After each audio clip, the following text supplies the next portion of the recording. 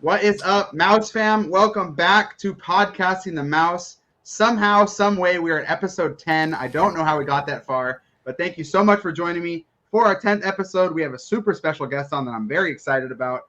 And, of course, we have our fan favorite co-host that is back yet again. So, Karik, Mr. King Daka, our co-host, why don't you get us started real quick with where they can find you and all that good stuff. What's up, everybody? Welcome back to our 10th episode. We are on number 10. That's freaking awesome. So if you've been listening, thank you guys so much for listening. If this is your first listen, then thank you for tuning in general. If you want to follow me, you guys can follow me on YouTube at just King Daka. If you want to follow me on Instagram, it's KingDaka_92. And if you want to follow me on Twitter, where I speak most of my truths and half of my hot takes are just completely right half the time, you can follow me at KingDaka92. So I'll spell it just like that. If you have a problem, spell it. So. Beautiful, sir. And then down below, a man that probably all of you know if you're on Disney, YouTube at all. This man has appeared on about 5 different channels just in the last month alone. Mr. Vash Sky himself. Dre, why don't you introduce yourself, sir? Hey, well, I do appreciate the introduction. I'm Vash Sky. If you want to reach me, you can go ahead and do so right down there at Vash Sky. It's type that into Twitter, I should pop up. And if you want to see me, well, it's going to be on Orange Grove 55, which I'm repping the merch there. Oh, cool. There we go. There you go, right there.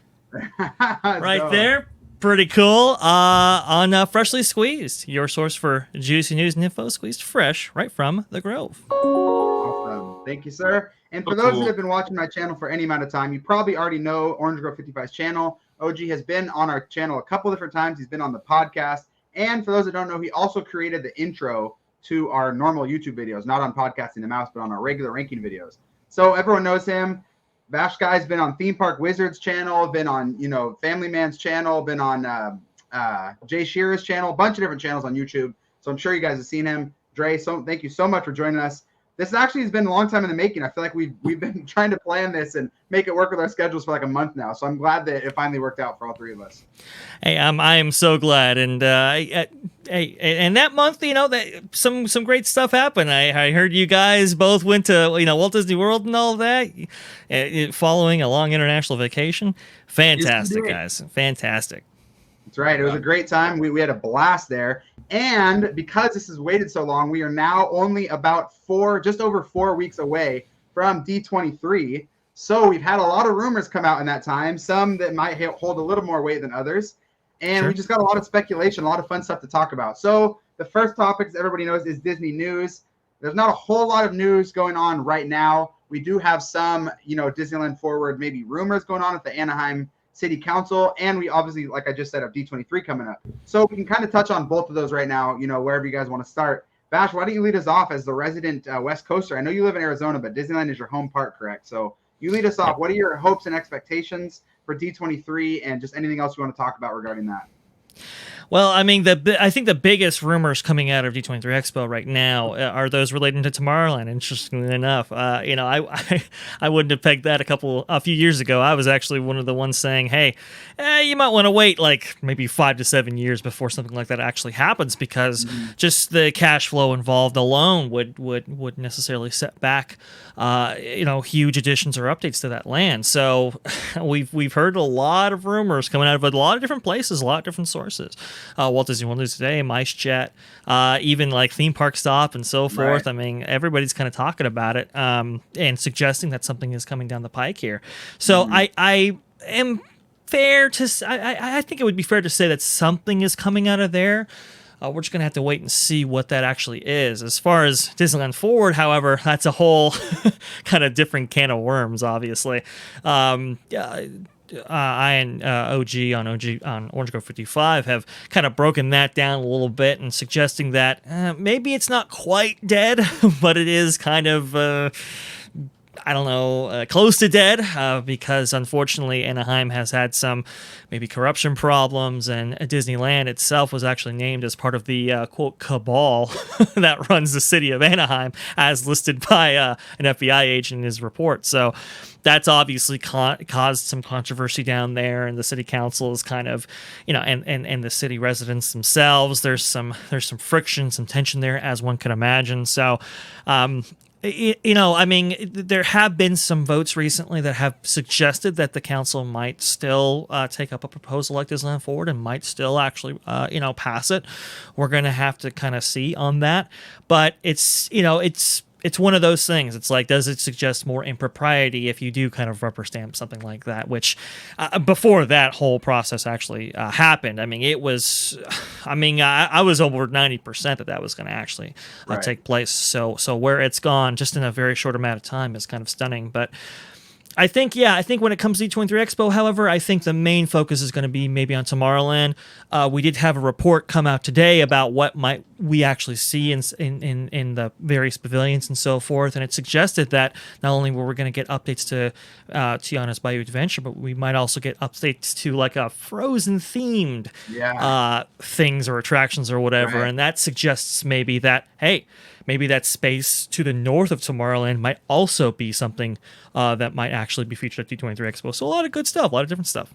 Yeah, I'm glad you brought up Tomorrowland because it actually, in my opinion, it ties in both the topics I brought up, Disneyland Forward and D23. And originally, like 4 or 5 years ago, I'm with you. If you would have told me Tomorrowland's the next big project, I would have said wait because I want a massive budget for that. But now, ever since the Eastern Gateway project, ever since the new hotel, and now Disneyland Forward, I'm actually the opposite thought. I think that they should go ahead with Tomorrowland right now because I don't think anymore they need that massive budget for it. You already have the Eastern Gateway that's going to need to be built. You already have the other Toy Story parking lot that even if it's just going to be a shopping district, that's going to take 5 years to build. If you build a theme park, that's going to take, could close to a decade.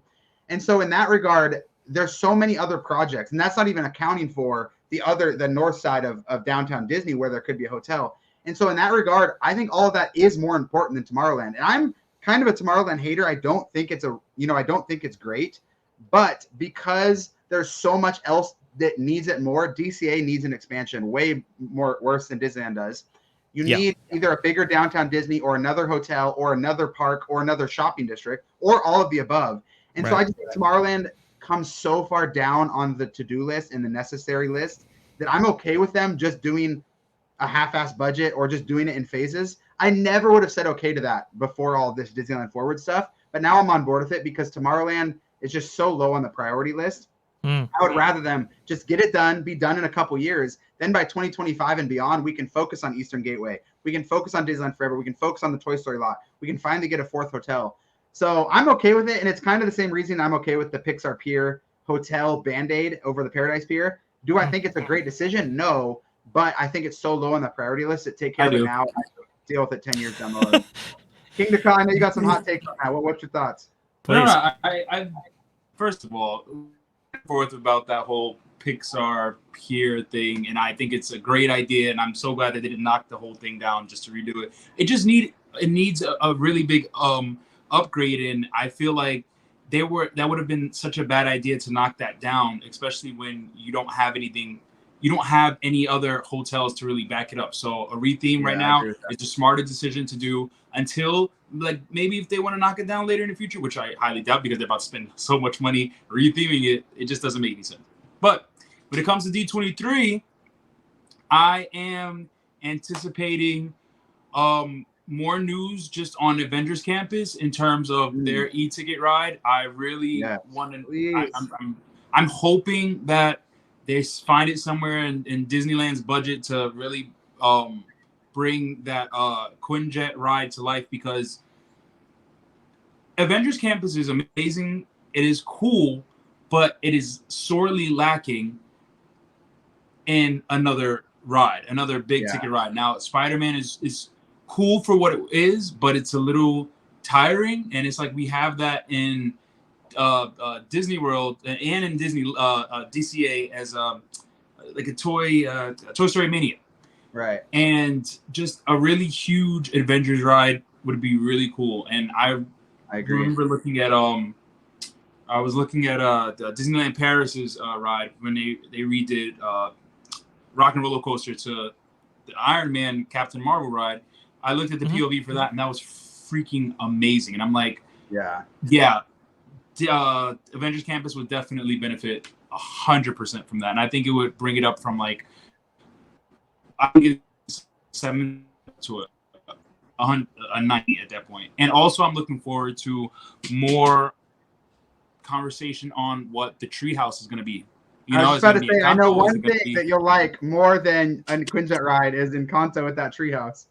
Wow. You know what? I would, but the fact that I didn't get to do Tarzan kind of pisses me off because everybody knows that Tarzan is like one of my top 5 Disney movies. And the fact that I go the 1 year I go, for the first time, it's closed, and then they don't open it back up. I was just like, I don't even care if it was a walkthrough. I just wanted to see the cool statues and like the music, and I didn't get to do any of that. But I love Encanto, 100%. So if that is going to be the retheme, I'm all for it. I'm just very excited to hear what it's going to be. So we'll see. Fair enough.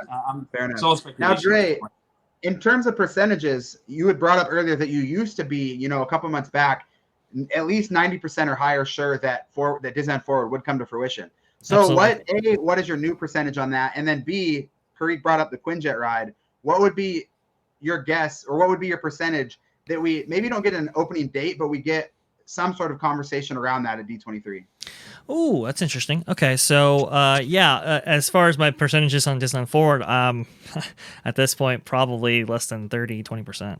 I mean, it's kind of like right there. It's just because it's anything involving Disney right now is going to become a contentious issue. And think about it. I mean, anybody campaigning against any of these council people, whether they be, whether they go with it or not. I mean, it might very well be used as campaign fodder for any opponents. It's like, oh, well, this is the cabal that runs Disneyland, and they just rubber stamp this and vote for me instead. That kind of thing, and that's why I give it a kind of a low chance, but doesn't mean it's completely dead, though. I mean, like I said, some of these things have been happening in the city lately that have suggested that, hey, maybe these guys aren't necessarily anti-Disney in the way that they may have come off. I think the biggest one was the 2% tax on admission to Disneyland. I mean, I pretty much pegged that as that's pretty much going to happen, and it didn't, surprisingly enough.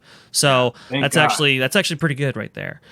That one's interesting, not to cut you off, Dre, but that one's interesting because the fact that Florida, which is so business friendly, has and always has had, I don't know about always, but at least since I've been, a travel agent and working around theme parks, has always had a tax around tickets, hotel, anything theme park related. You would think Cali, which is the opposite, not as business friendly, or just in terms of, that in terms of taxes and all that, would not have a tax. And then it would get presented when Disney is not in the most favorable light with the city, and it would still get shut down. I mean, I'm surprised as a frequent, visitor and travel agent. I'm happy that got shot down. Don't get me wrong. But I'm very surprised by it, for sure. And I think that speaks to the two different types of business operations there. Obviously, with Disney, Walt Disney World, you have the RCID, right? And you have some things that might have prevented some taxes on room rates specifically. Whereas at Disneyland, that's not quite the issue there. And and I know the city of Anaheim really, relies on that room rate revenue that they get and that they receive. So that's kind of where the taxes come in. Really, it's not really on admission to the theme parks. It's really the rooms that the city of Anaheim provides for. So I think that's kind of the philosophy there. But they're still hurting themselves and getting a fourth hotel that would get them even more. and that was kind of the thing, right? Why we just OG and I just had a video about all of this, but it's like, you see this kind of PAC money going into these, city councilmen, and it's like, wow, it's like $2 million over the course of since 2016, basically, right? And it's like, well, wait a minute, why since 2016 did they up their PAC-ish, their PAC donations? And it's like, well, because they just had 2 projects that were completely, destroyed by basically the city's involvement, right? The Eastern Gateway project and the Fourth Luxury Hotel. So it's like, of course, in order to keep those those things from happening again, you might maybe donate towards the city, and you might become a little bit more involved in order to ensure that the city's going to be more on your side. So that's kind of how it all kind of works down there, and it's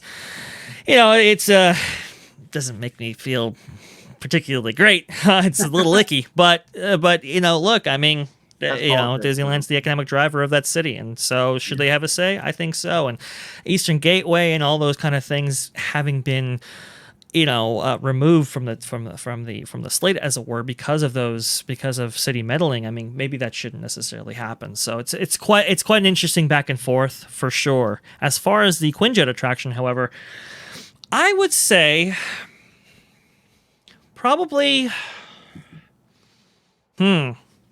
cash flow is something, but we've seen enhanced emphasis placed on the MCU specifically, especially from the studio side of things. We just saw the layout for phases 5 and 6, right?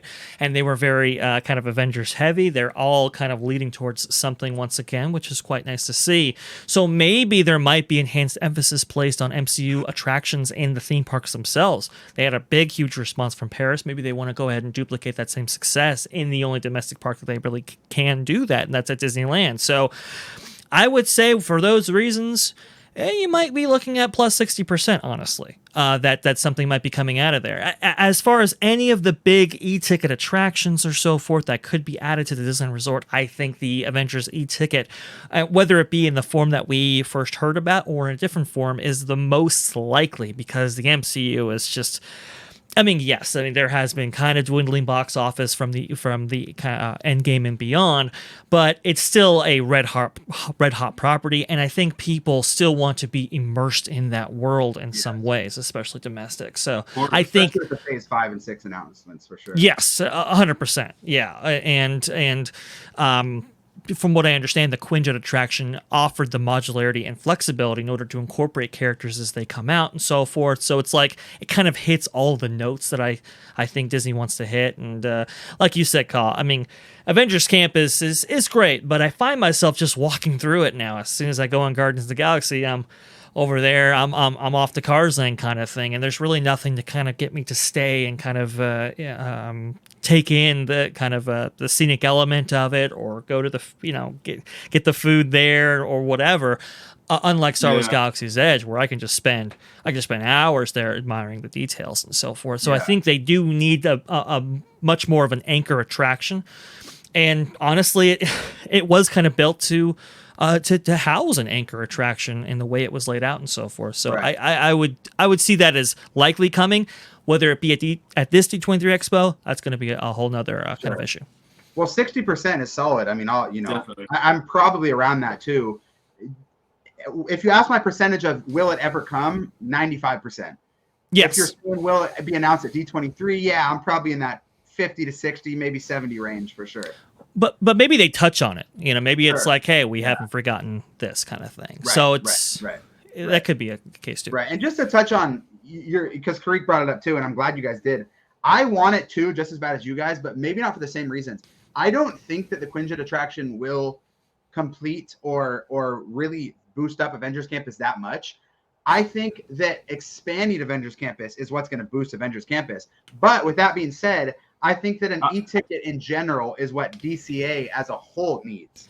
Like 100%. Disney's California Adventure is a great park with a bunch of fleshed out areas. But the two things that's missing the most is cohesion, which that's going to be tough, but we'll see in the future, and just more e-tickets. It's got a lot of great flat rides. And so that an e-ticket in general is what I think will really boost up DCA as a whole. And honestly, I don't think because of Disneyland Forward coming, and Dre, I know you said you're around 30%. Just really quick, do you mean 30% at D23 or 30% for Disneyland Forward, period? I would say probably in the next 2 to 3 years, 30%. I do feel that certain aspects of it will definitely be approved at some point later on down the line, for sure. I mean, like I said, I would put that at 95%. Right. But for some of the particulars and Disneyland Forward as a whole, over the next 3 years, and it's unlikely going to be at D23 Expo. Even on our channel, we were talking about it and saying that would be cool, and maybe it kind of works, but honestly, it's. I mean, Sorry, unless guys. that vote lines up and stuff. Oh, nope, no problem, God. It's all good. Unless that vote lines up with the city and stuff like that, I just doubt it's going to be at D23 Expo. I kind of didn't really put much stock in anything, even at the point where I was at 95% plus for the whole project. I didn't really put much stock in them delivering on anything at D23 Expo because it's just too early. I agree with that. Yeah, I was pinning that more on like D20, the next D23 Expo, whether that be 2023 or 2024 or whatever. So it's yeah. Yeah, in terms of that, I agree. Is there a chance we get like a phase 0.5 announcement at D23? Yeah, maybe. But in terms of the whole thing, you're right. I'm there. But long term, I still am pretty bullish on D23. I still think that Disneyland Forward. I still think that long term we will get Disneyland Forward. Maybe it's not what they propose. Maybe it's just one phase every 5 years. But regardless, I think that's Disney's long term plan. But I bring that up and say that because I think Disney knows that they don't need to cannibalize themselves. You and OG talk a lot on your channel. If DL Forward doesn't get, approved, Disney's going to have to start cannibalizing. I think they know long-term that's not a good solution for them. And so I bring that up by saying that plot of land where the Avengers E-Ticket is going to go that Karik brought up is just a perfect plot of land because you don't have to cannibalize anything. It's barely even backstage. They only have really one backstage, at least from my knowledge, only one little backstage area back there. A lot of it is just parking lot. And so in regards to cannibalizing themselves and the classic Disney World getting rid of something to build something else, Disneyland still has this plot of land. And even things that I think they should get rid of, Fantasyland Theater, Autopia, that's still cannibalizing. The Quinjet would not cannibalize a thing. So in that regard, it literally only is budget. You don't even have to close off Avengers Campus to build it. So I say that with all being said, the Quinjet is just, there's too much going for it. They already spent so much money on what's the word? Development. D&E or production. Whatever. I think they've already spent all the money on that. They've already built the land. They don't have to cannibalize. They don't have to close the land. So a long-winded answer of saying I'm pretty sure Quinjet is happening because it would just be so good for the resort as a whole. And there is a deconstruction cost, like you said, with that. I mean, even if you do expand to the north of Tomorrowland, like you said, would Autopia be affected? Likely so. They'd have to reroute the monorail and do all these kind of things. Whereas, to your point, I mean, that land, it's basically the Timon parking lot, but back behind Avengers Campus right there. It's unmolested. You don't have to do anything. You just kind of clear it out of the critters and dust and build that kind of thing. So that's a unique thing in its favor. And like you said, I mean, DCA as a whole really requires another e-ticket. I think that's abundantly clear. I think it's perfect. As far as the future of Avengers Campus, that one very much unclear. I think a lot of it was hinging on Eastern Gateway, and with that having been delayed, it's like, well, we gotta have to look from within, and not just for that, but Disneyland Forward and etc. Yeah, I personally think that I'm biased, so take this with a grain of salt, but I personally think we will be getting an announcement as for the Hyperion Theater. I would put it probably 80% that we'll be getting an announcement about what is the future there. So obviously, if I'm wrong, I'm wrong. But I'm pretty confident that we'll be getting something there in that regard. So we would have that. Maybe, like you said, Dre, I don't think we get an opening date for Quinjet, but I do think we will hear something about it. We'll get, more concept art, whatever it may be. And then outside of that, in Tomorrowland, you think anything else is coming? Do you think that's going to be the brunt of it for Disneyland?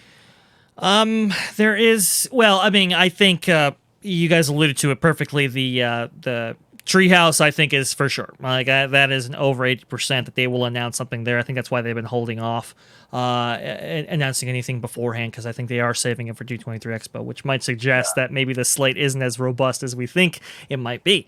So that's going to be kind of an interesting thing there to witness. But Tarzan's Treehouse for sure. There's going to be something there.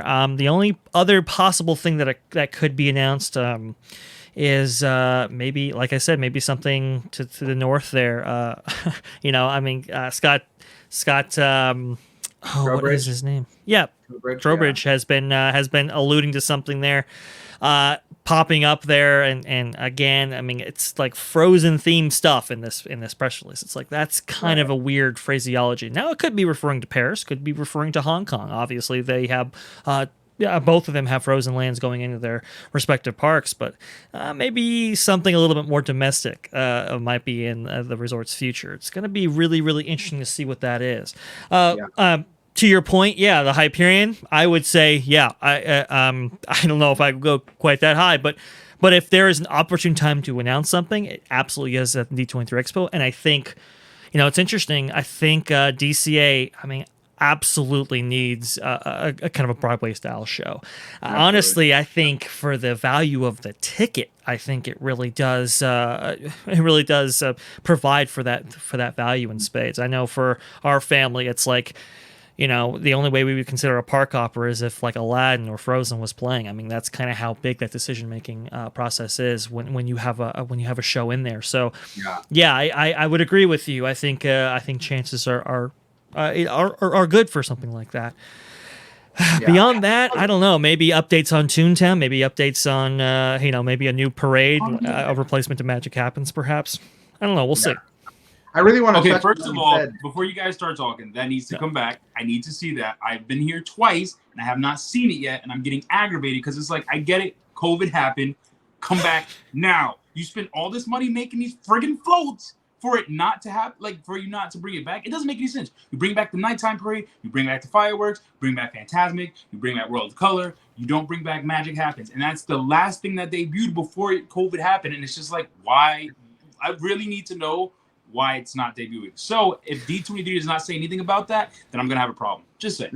Now, the tough thing about Magic Happens, though, is that a lot of the speculation around that is that it's because it features Zippity Doo-Dah, which, as we know, is a little bit looked at differently than it was in the front of 2020 as it is in mid-2020. So that might be one of the reasons why it's been delayed, but honestly, the lack of performers and the... and everything happening with regards to the the economy, supply chain issues, and so forth, they've really had a detrimental effect on the theme park experience, as we all know, and I think that's part of it as well. 100%, you're right, because Main Street Electrical Parade has a lot of performers as well, but Magic Happens, that was one of the main draws to that parade. I didn't see it in person. If you want me to be honest, y'all can just keep the characters on their floats and call it a day. I don't mind that. I love, the dancers are cool. Because, I love to see everybody get paid and have a job. But hey, the floats are cool too. Listen, people have spent their hard time and money to build those floats. So you might as well be able to see them. At least put them in a cavalcade or something, like let Moana and Maui come through or something. I don't know, but it's just like you're just letting them sit there, and I don't want them to like not be used. And it really is. Yeah, no, I agree with you completely, and it really is unfortunate because those floats were constructed with the unique ability to be, to have their tops replaced. When Sensational came out, that was kind of the big selling point to a lot of fans was, hey, we might see more regular parades, and unfortunately, Sensational lasted a lot longer than maybe it probably should have. And it's the one announcement that we received as part of the last D23 Expo, and unfortunately, it's like it lasted for not even a month or something like that. And I like I said, I didn't get to see it. A lot of people that I know didn't get to see it actually in person, and we were hoping hey, you know what? They got the floats again. Here we go. And look like the designs were great, to your point, Ka, and nothing. It's just one of those things. That's so funny you brought that up, Dre, because I was just watching a video recently about 2017 D23 Expo and everything that was announced. And it was the 10 things announced for Walt Disney World. And I went into the video thinking, this is going to get obliterated. I bet you 4 of these 10 things happened. 9 of the 10 happened. The only one that didn't happen was the theater, on their Main Street theater that they'd announced. But I bring that up to say it's crazy that the only thing that Disneyland got, the only big thing that Disneyland got in the last D23 is Magic Happens, which for all intents and purposes hasn't really come to fruition. I know we got it for a couple of weeks, but with the announcement that Main Street Electrical Parade is going away, I think January we're either getting Paint the Night or Magic Happens. I will be 100% elated for either. Paint the Night is my favorite nighttime parade of all time, my favorite parade of all time. And Magic Happens is something brand new that most of us, haven't seen in person outside of the locals. So, so either way, I think we're going to be good to go come January. But to Creek's point earlier, I just hope we hear about it at D23. I want to know so I can build up my excitement, Sure. Yeah, I always temper expectations because you just never know. D23 Expo historically has never been Disneyland centric. It's always been Walt Disney World centric. So it's always like, we'll just see. I remember standing in line for hours and hours and hours, and for the I believe it was the 2011 D23 Expo, and if you remember, a portion of that whole thing was cut like last minute. I was like, that's kind of strange. They cut the show. I wonder what they cut. Well, ended up that there was really nothing of substance that was announced there. Maybe like Shanghai's castle or whatever. But the big thing that was cut was Pandora Avatar. That was the announcement that was going to be had, and they only announced that a couple months later. So I always temper my expectations. It's like, hey, we get what we get, whatever. But it's hopefully this is gonna be good. We'll see. I do agree with you. Paint the Night is definitely gonna come back at some point. It's a little, there's some backstory as to why that might have not come in sooner, but they still have the floats in storage as confirmed by Fresh Bake recently. Right. I mean, they're still there. They can still bring them out. My whole thing is, hey, let DCA have Paint the Night. Disneyland have Electrical Parade. Well, it's perfect, right? Spread the crowds out. Absolutely. Why they haven't actually done that. If you're telling me DCA gets Paint the Night back, World of Color back, the Avengers Quinjet, and a new show at the Hyperion.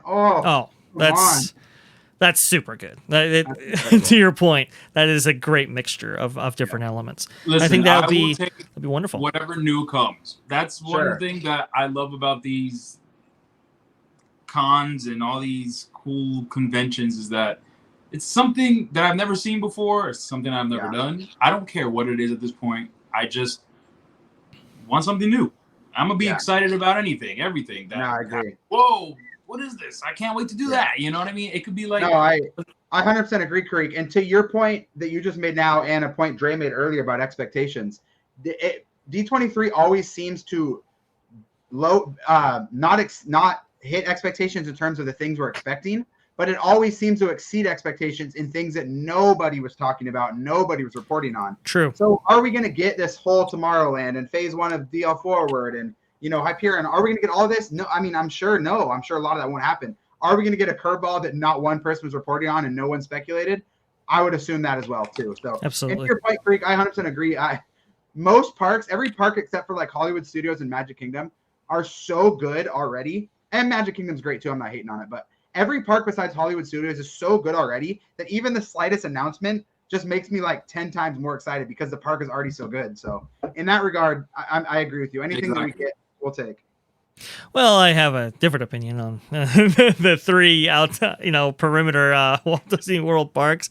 Well, I think it will be a cyclical investment here. Now we're starting to hear about Animal Kingdom again, right? So it started out with Pandora, then to Disney Hollywood Studios, then to Epcot, now it's back to Animal Kingdom again. So I think those will be cyclical investments for the time going forward. But we have to also understand that, the company's experiencing some horrific cash flow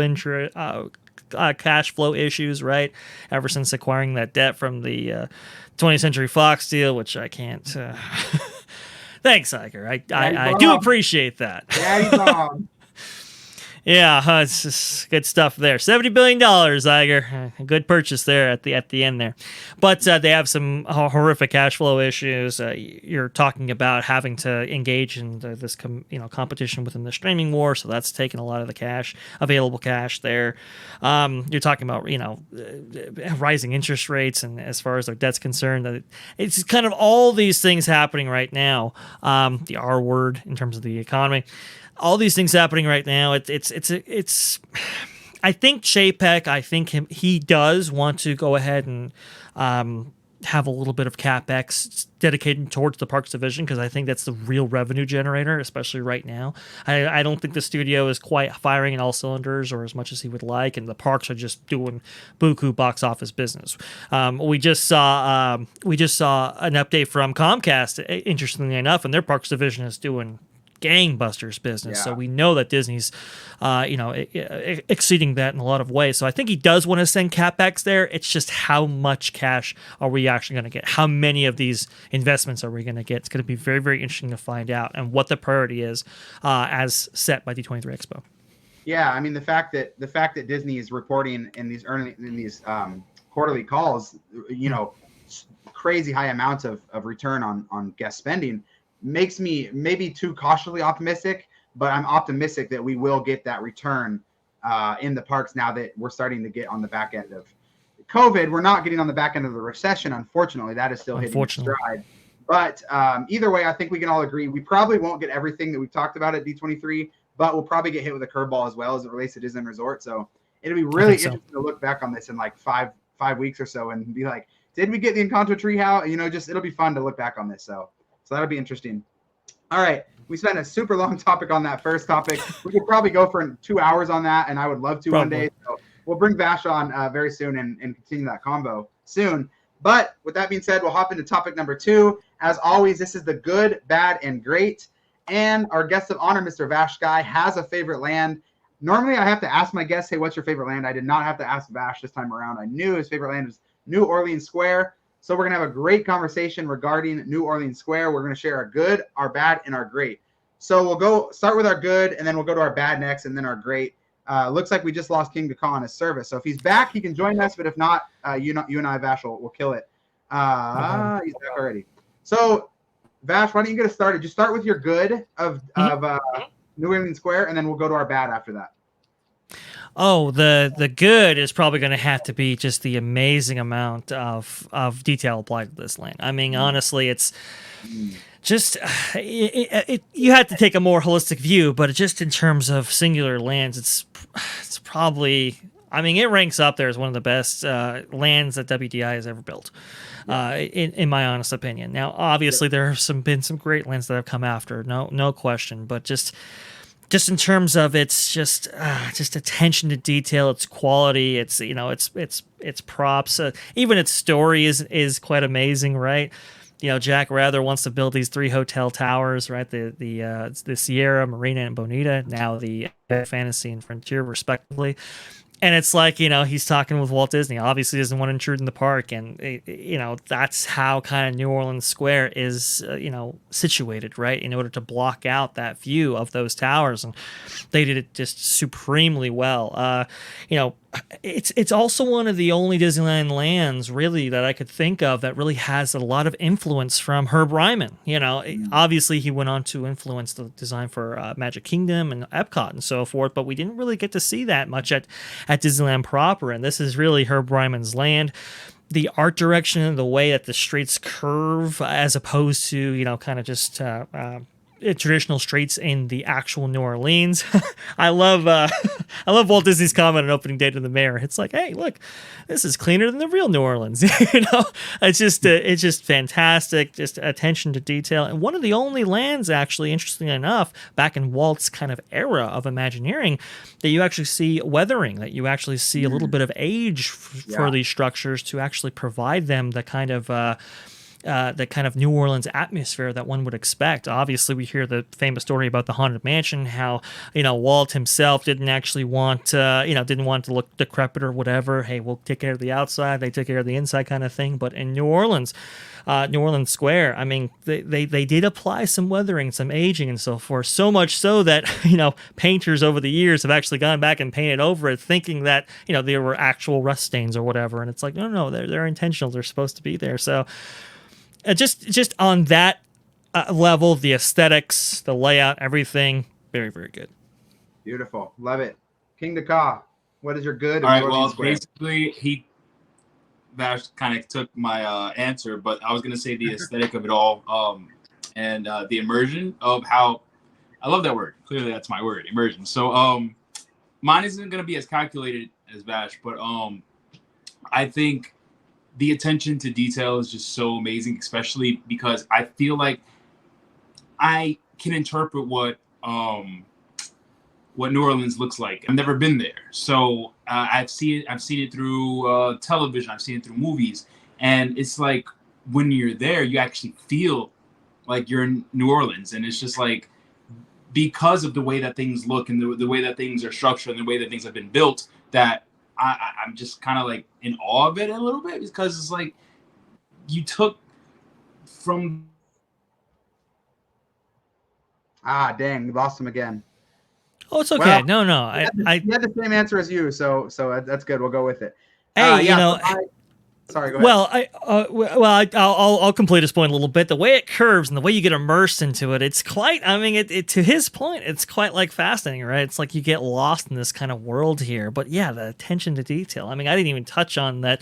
3 flags are represented in various areas to denote the 3 different nations that have actually, occupied the territory. It's it's storytelling at its finest. There's a lot of also atmospheric storytelling, right? Where you can go up and you can kind of see, that guy plays the banjo or whatever, and that guy, he's on a typewriter. Maybe he's a writer or something like that. It's just really, really great stuff. So sorry, Sean, go ahead. No, fantastic stuff. I wrote down literally aesthetic detail. So we had basically all 3 of us had the exact same good. I won't go into too much detail because you touched on everything. I'll just add the pirate ship docking that they added at the back of the land. Just incredible. Actually, I'm going to switch mine up a little bit because you guys already talked about it, and I wanted to touch on this too, but I took it out because I didn't have room to talk about it. So I'm going to throw in a bone on the good to the dining at New Orleans Square. You have 2 of the only, there's only 4.5 basically sit down table service restaurants at Disneyland, and that half being Plaza Inn, which is only for breakfast. So in terms of lunch and dinner, you only have 4 sit down table service dinings. 3 of them are in one land, and you have a 9-land park. It's just insane. That tells you how good it is. Cafe Orleans is incredible. I would say 8 out of 10. Obviously, everyone knows how iconic Blue Bayou is. The food might not be the best, but one of the most original dining locations.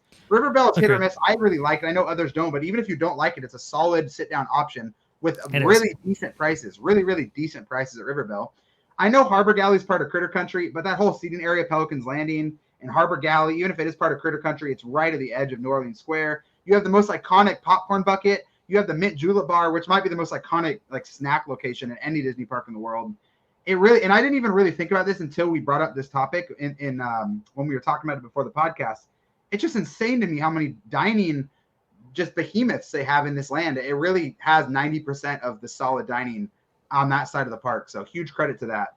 Fantastic. We will get a little bit negative, unfortunately, though. We'll move on to our bad. Vash, what is your bad of New Orleans Square? My bad of New Orleans Square, really, some could say size or point to some other issues, but really, honestly, when I was really thinking about it, the bad comes from the changes over time. Some of the New Orleans, that great atmosphere that we were just talking about right here, has been degraded a little bit from different changes from different executives or different attitudes from management and so forth to try to leverage more revenue from the park. Obviously, we've lost the one-of-a-kind store that used to be there, up until like the 90s. So that was kind of unfortunate. We lost the Disney Gallery that used to be just an incredible spot where you can view art. They also had some amazing dining packages there when it came to Fantasmic and so forth.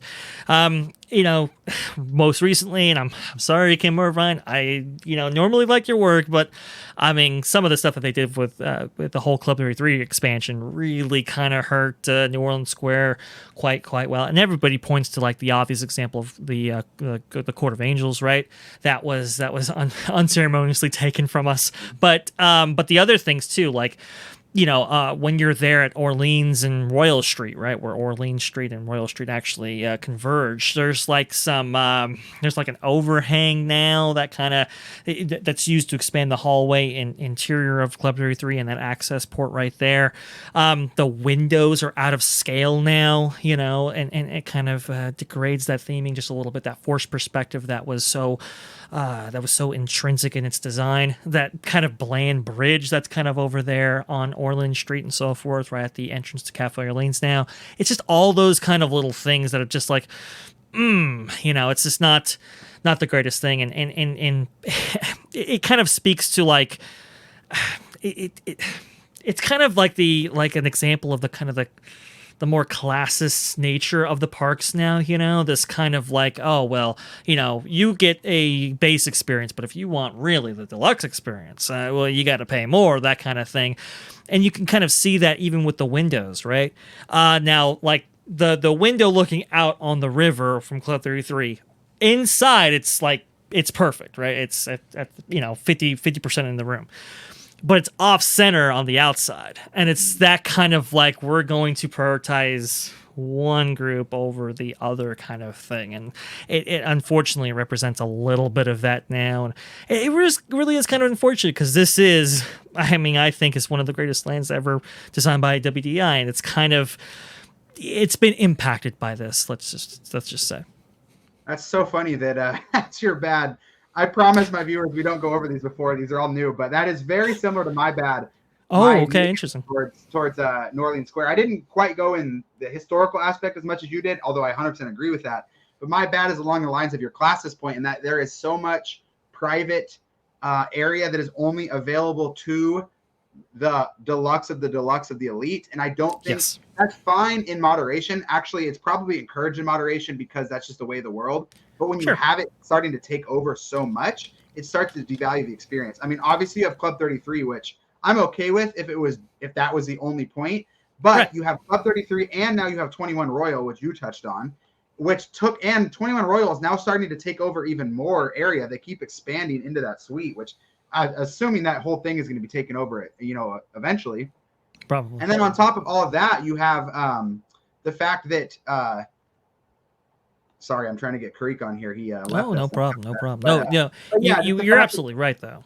You have both those areas, and then you also have, I love Blue Bayou, but there's no denying that is not an experience that is doable for 80% of the paying, customer. It's just a best of the best experience in terms of the price tag at $50 a plate. You're not going to be walking out of there, even if you're two people, you're not going to be walking out of there under 100, 150 bucks. So it's just not really super. And to your point too, Dre, which I'm glad you touched on this, the Court of Angels, you're expanding even more and taking away the Court of Angels for a private experience that you can only get if you're the elite of the elite. So to have one is fine, but to have two, basically three, and it continue to expand as you touched upon, it just gives off a bad classist vibe that I don't think they want to go for. And so I would be okay with Club 33. If you really want to rope off Court of Angels, that's fine. But the fact that 21 Royal has now taken over there as well and has continued to expand, it just gives off a rough vibe for me. So I'm not a huge fan of that. It does. And that's kind of really the unfortunate thing. Is it's one of the best parts of the park, and I think they understand that. That's why they're trying to leverage it in these kind of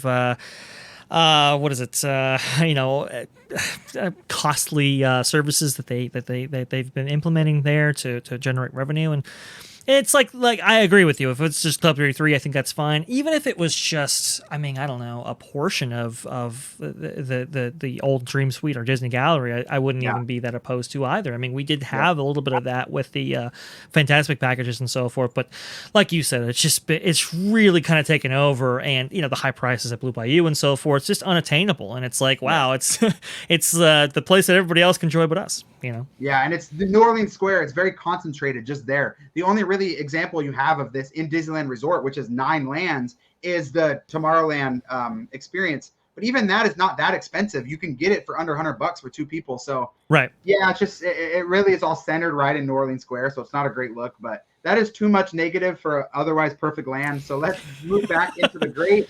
Vash, get us started with your great of New Orleans Square. The great is simple. It's the rides. It's the attractions. The attraction set is bar none. The attractions that are there, and I mean, obviously the obvious ones are going to be Pirates of the Caribbean and Haunted Mansion, which are just amazing. Which, by the way, interestingly enough, we don't really think about it, but think about it. This land was attraction-less for the first 7-8 months of its existence, right? From the summer of 1966 to February of 1967, didn't even have an attraction really to offer outside of a railroad stop. Yeah, only had one for a while. Yep. Yeah, only had one for a while. So yeah, and then you have Haunted Mansion in August of 1969. So it's kind of grown into having those amount of attractions. 1992, Fantasmic is added, and oh my gosh, it just we don't really consider that a New Orleans Square attraction, obviously, but it does definitely take place within that realm, and it's just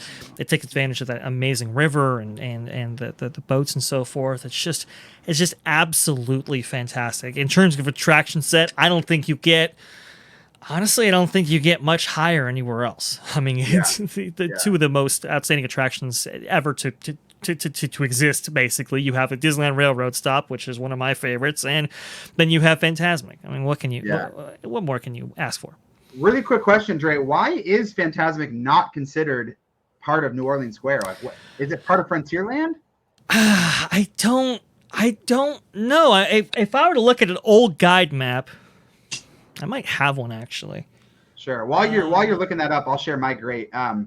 Really quick before I share my great though, I will say that I didn't think of this until you were talking, Dre, but the potential expansion of New Orleans Square is hilarious because even if they keep Critter Country, which I don't know if they're going to or not, the canoes and Harbor Galley are both not considered part of New Orleans Square, but they might as well should be. Like they're, especially Harbor Galley, it's in the theme of New Orleans Square, but it's considered Critter Country. So I think when the Tiana expansion comes, they might take a look at that and add that back to New Orleans Square. So it's really only growing. I mean, I know we're talking about how they're taking away space with the private experiences, but they have a lot of room to grow out that way.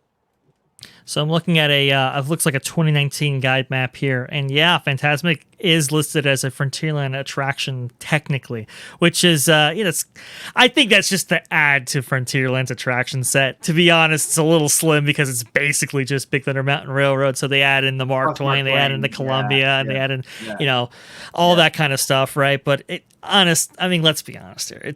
It's really New Orleans Square. It's where you're sitting. So I want to get to King the Cobb, but right before we do, I just want to touch on that. It's so funny how Harbor Galley, the canoes, the Mark Twain, the Liberty Bell, and now Fantasmic, which I didn't know until you found that, are all not considered part of New Orleans Square, but they are all, for all intents and purposes, right within New Orleans Square. So it's really funny how that land just interacts so well with other lands, and it's so plump and so just rich that they have to start including things in other lands because of how rich it is. So anyways, King the Cobb, we lost you for a minute there.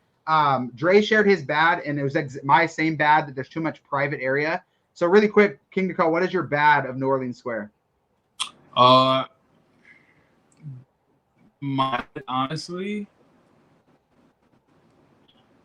I might even have to disagree with the whole private area.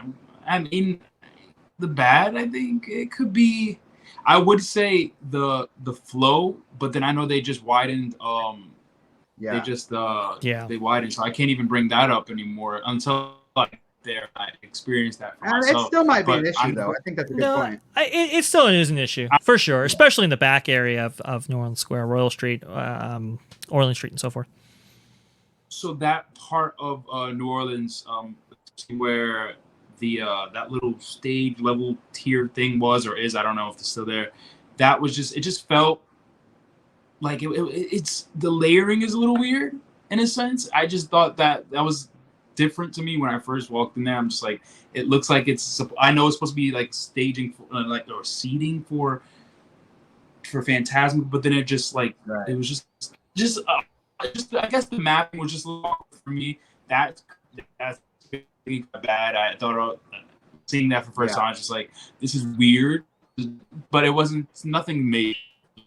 Yeah, and I agree with you. I'm sorry, go ahead. No, I was just gonna say I agree with you. I mean, yeah, they're making it better and good on them. You know, to your point, Creek, that they're doing the construction there and it's about to be finished, if not already finished.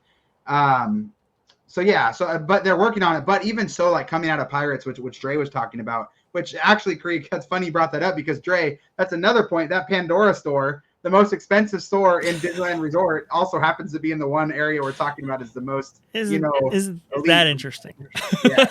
But King Nicole's right. But that's just more points to the Imagineers. They didn't, and maybe this is a lot more doable in the 60s, but they didn't, skip or skimp on the reality of those streets being small and tight and tall. And it creates a bit of a backup, but I'm almost okay with it because if you go explore at night or in the morning when there's no crowds, it makes it better.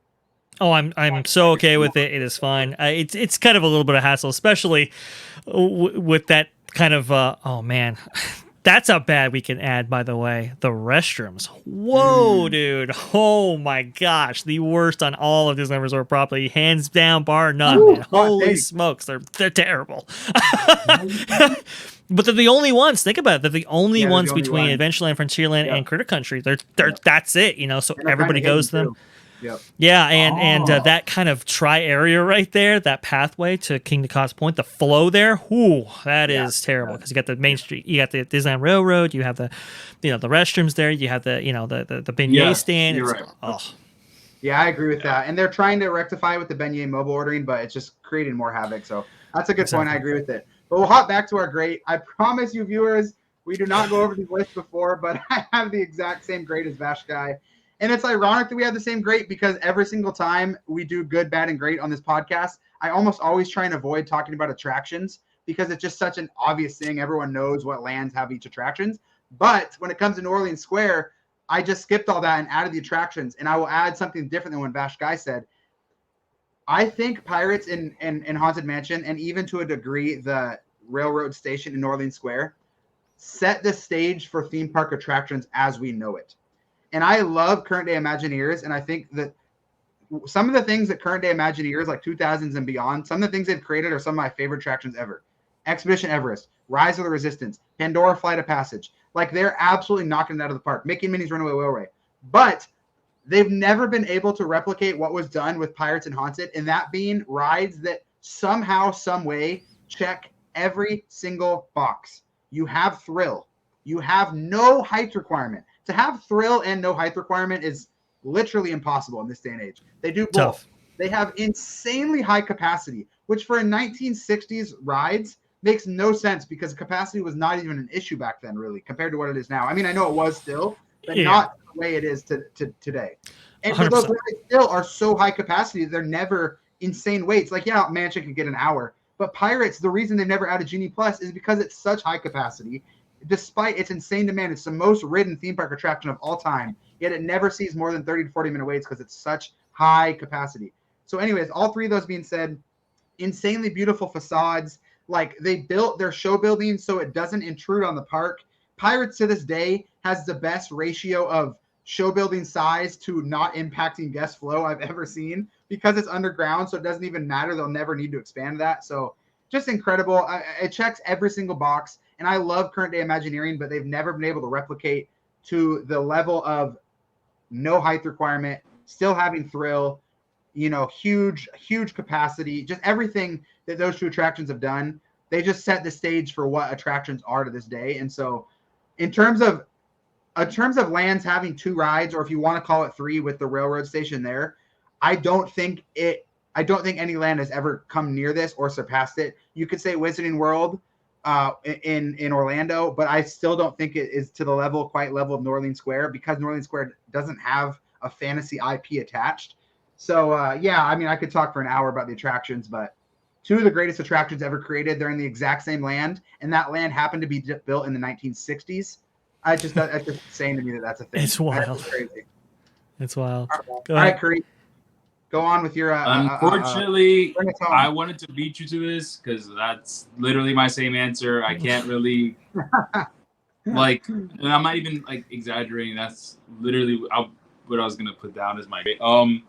The attractions fit so well into New Orleans Square that it's just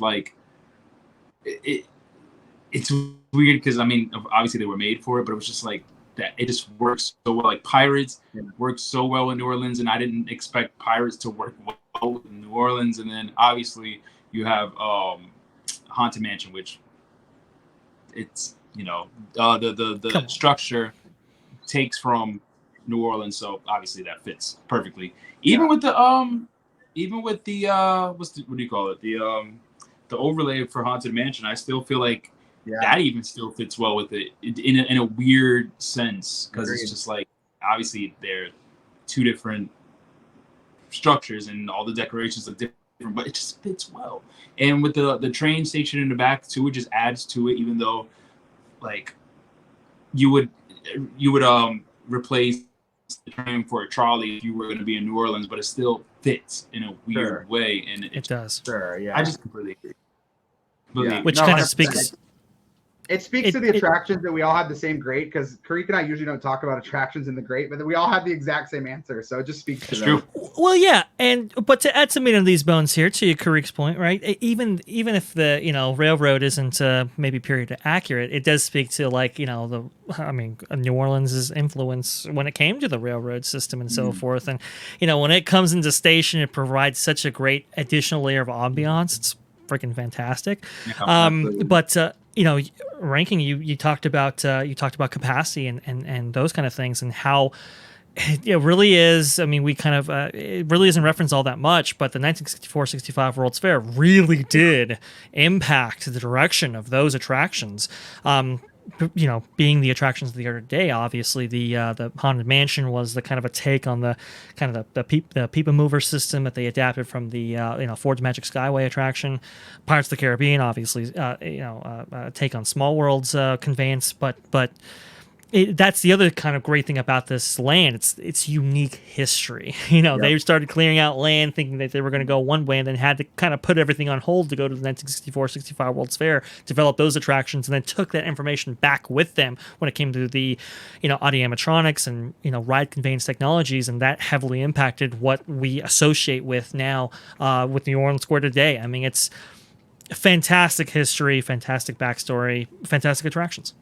Absolutely. I'm so glad we touched on this land. Internally, I'm getting so excited to go visit it again and just take in all the detail, because as theme park fans, it's so easy to, and maybe not even, I don't know, but as theme park fans, it's so easy to take for granted. Even when you admire its beauty, it's still easy to take it for granted. So just talking about it just makes me appreciate all these so much more. So I'm really glad we touched on this. Everyone watching, go ahead and let us know in the comments your thoughts on New Orleans Square. You're good, you're bad, you're great. Do you have a bad that maybe we didn't catch on because we love the land so much? Let us know in the comments. That would be awesome. With that being said, we will hop into our third topic, our ranking topic, our top 5. For those that don't watch Orange Grove 55 or don't know Vash very well, Vash is a huge proponent of Walt Disney and what he has built, OG Disneyland, the history of it. All of us are, but Vash brings it home even more so than that. So with that being said, our ranking is the top 5 best opening year attractions. Now, also opening day is also can be the title of this, but we're going to be touching on a couple rides too that opened up that year. So as long as it opened up, in the opening year, 1955, June and beyond of 1955, we're going to count that. So opening day, first couple months of Disneyland.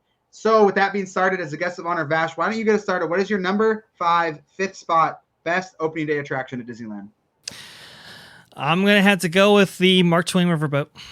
That's what I'm going to have to go with. It's stunning. It is phenomenal. And one of the things that really kind of ups this in the rankings for me is the amazing ambiance that it actually brings. I mean, let's think about it. The river was closed for what, year and a half, so forth, back in 2016, 2017.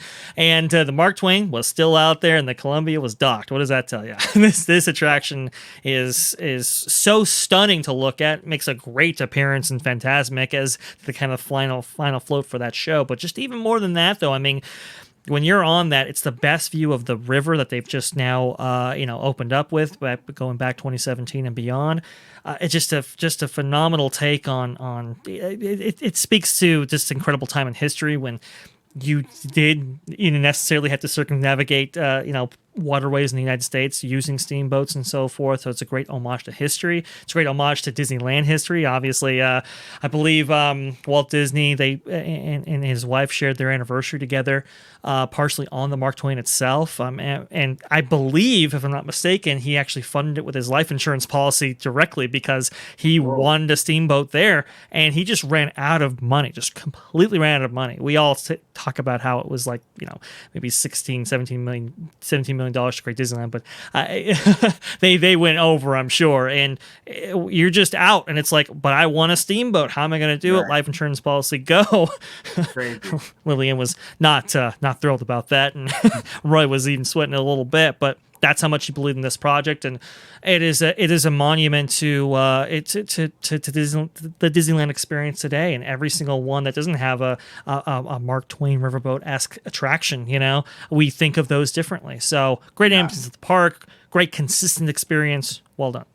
Pretty crazy. Yeah, that's crazy about the life insurance policy. King the Call, what is your 5th best opening day attraction at Disneyland? My number 5 is, I could say Mr. Toad's Wild Ride, right? Yes, sir. You can. All right, cool. So mine will be Mr. Toad, and the reason why I choose Mr. Toad is because it just set the tone for. First of all, it's the opening day attraction, and I love the way that they portray it as you're Mr. Toad and you're going through. That was my first time doing it ever.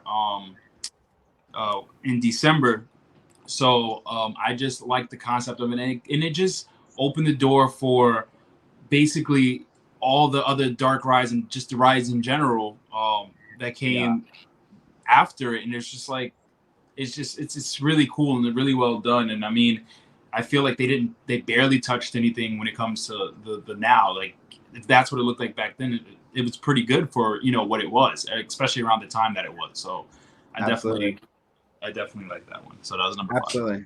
Yeah, that's a good Fantastic. My number 5 was Mark Twain, so I switched it up a little bit because Dre already got that one. So my number 5 is Peter Pan. I was not going to include Peter Pan, but I really wanted to talk about it, so I'm glad Vash touched on Mark Twain. The fact that Peter Pan still has the demand that it does, and granted, a lot of the demand is because of the low, capacity, so low supply, high demand. But regardless, the fact that that ride still has the demand it does, some close to 70 years after opening, is absolutely insane to me. I know it's been touched up a lot, but it still feels classic Disney, more so than some of the other rides that have been retouched. Snow White's Enchanted Wish feels very different. Even Alice feels pretty different. This ride just feels like it was built, a long time ago, and I mean that in a good way, not a bad way.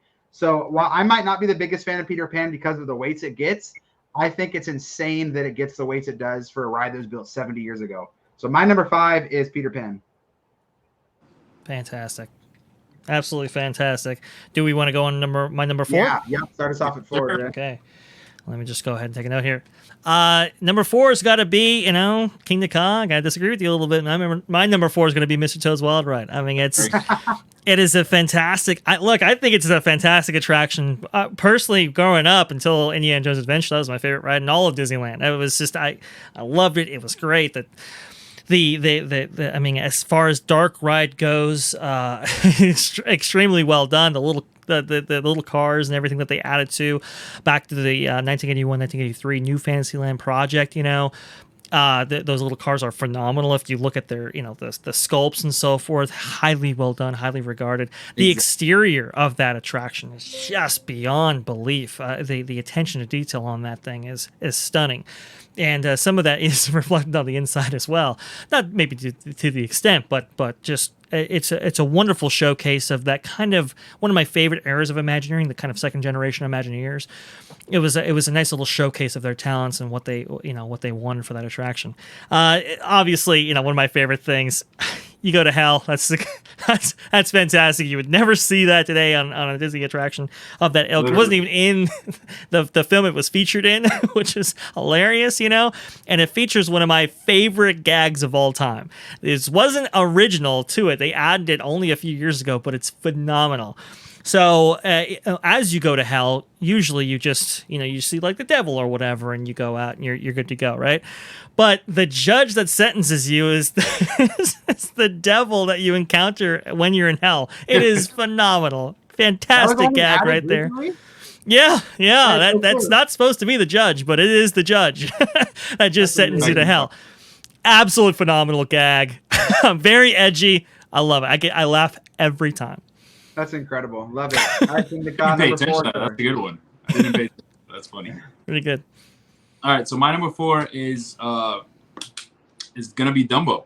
Ooh, Dumbo. And if you know me, I'm very I love Disney animations. Like literally, I grew up with this, so it is like it means a lot to me. So most of my rides, if I'm choosing it, because it just means something to me. So Dumbo, that being just like the face of the most iconic Disney World, Disneyland ride, ever. Right. You see a commercial, you're seeing Dumbo. You see anything like pamphlets, you see whatever.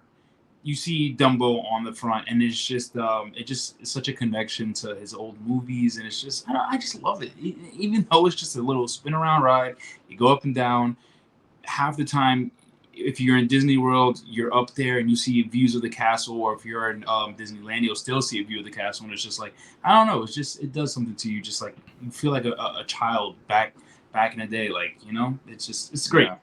And Disneyland's Dumbo in particular, I think it really does. It is very much enhanced by being in the kind of 1983 New Fantasyland area, you know, and how it kind of interacts with the rest of Disneyland in that way. Exactly. Disneyland's Dumbo in particular, I'd agree, very high, good attraction. Yeah, I'm not actually a big fan of Magic Kingdom's Dumbo. I think they took a lot of what Disneyland's Dumbo does so well and took it away. I didn't have Dumbo on my list, Creek, but I'm really glad you brought it up because I wanted someone to touch on it. So I was hoping someone brought it up. I didn't have it on my list because it's so simple, but Dumbo, I would say, probably has to be the most recognized amusement park attraction of all time. Like, if you show anybody Dumbo, they're going to know exactly what it is immediately. Maybe that's because of the movie, but I think more so it is because of that ride is so well recognized. And it spawned so many attractions. Like, I get it, it's just a spinner and aerial carousel, but every single amusement park in the world now has one of those. And I would say largely that is thanks to Dumbo. And there's so many, like, even like Dumbo knockoffs. Like, if you go to like the LA County Fair or the Washington or Oregon County Fairs, they have like a traveling like Dumbo. I don't even remember what it's called, but it's not even close to Dumbo. You're like, how is that even legal? But yeah, good answer. Anyways, that's my number 4. Stop rambling. Yeah, my number 4 is Storybook Land Canal Boats. The fact that this was not supposed to be a permanent attraction, it was only supposed to be temporary, and is now here 70 years later and still doing better than ever is insane to me, because this ride is so just magical. Like, you can't, like, if you describe Storybook Land Canal Boats to somebody, they'd be like, that sounds cool. Like, I guess, like, it, you know, but when you ride it, it just has magic that you can't describe. And so it might have the worst queue on property. It might not be very big. It might be kind of boring, but it still has so much magic that it is one of the best attractions in Fantasyland, one of the best attractions in the park. So it's my number 4.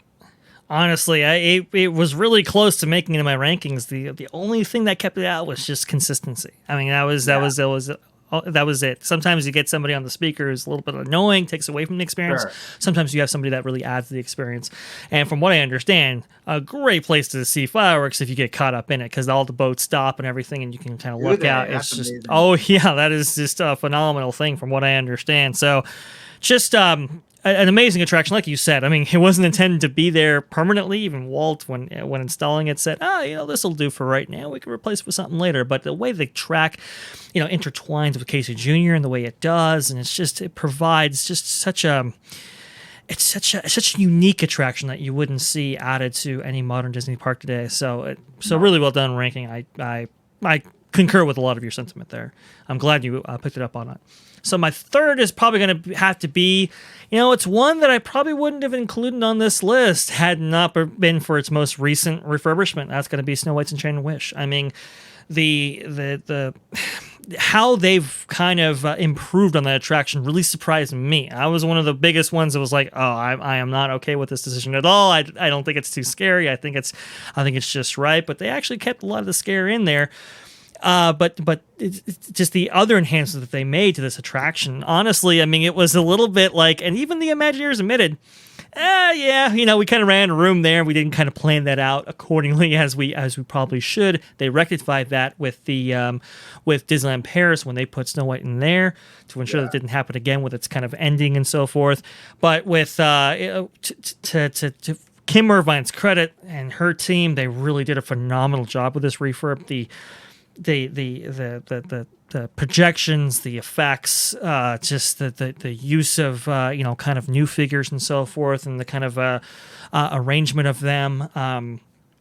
It was all really, really done nice, and it was one of the first times that I felt like emotional on an attraction, that it almost made me tear up a bit at the end there. It was phenomenal. Never really felt that before, and you just got to give that team credit. They did, for the constraints that they did a phenomenal job. It's absolutely got to be on the list. Yeah. You said you wouldn't have included it before the refurb, and I 100% agree. I actually had Snow White's Scary Adventures in my bottom 5 worst rides at the park or at the resort. Ooh. I just don't think it was a good attraction. I mean, it was fine because Walt made it, but outside of that, Sure. I think it was a really bad attraction. And now I think it's one of the top 5, at worst, top 10 best attractions at the resort.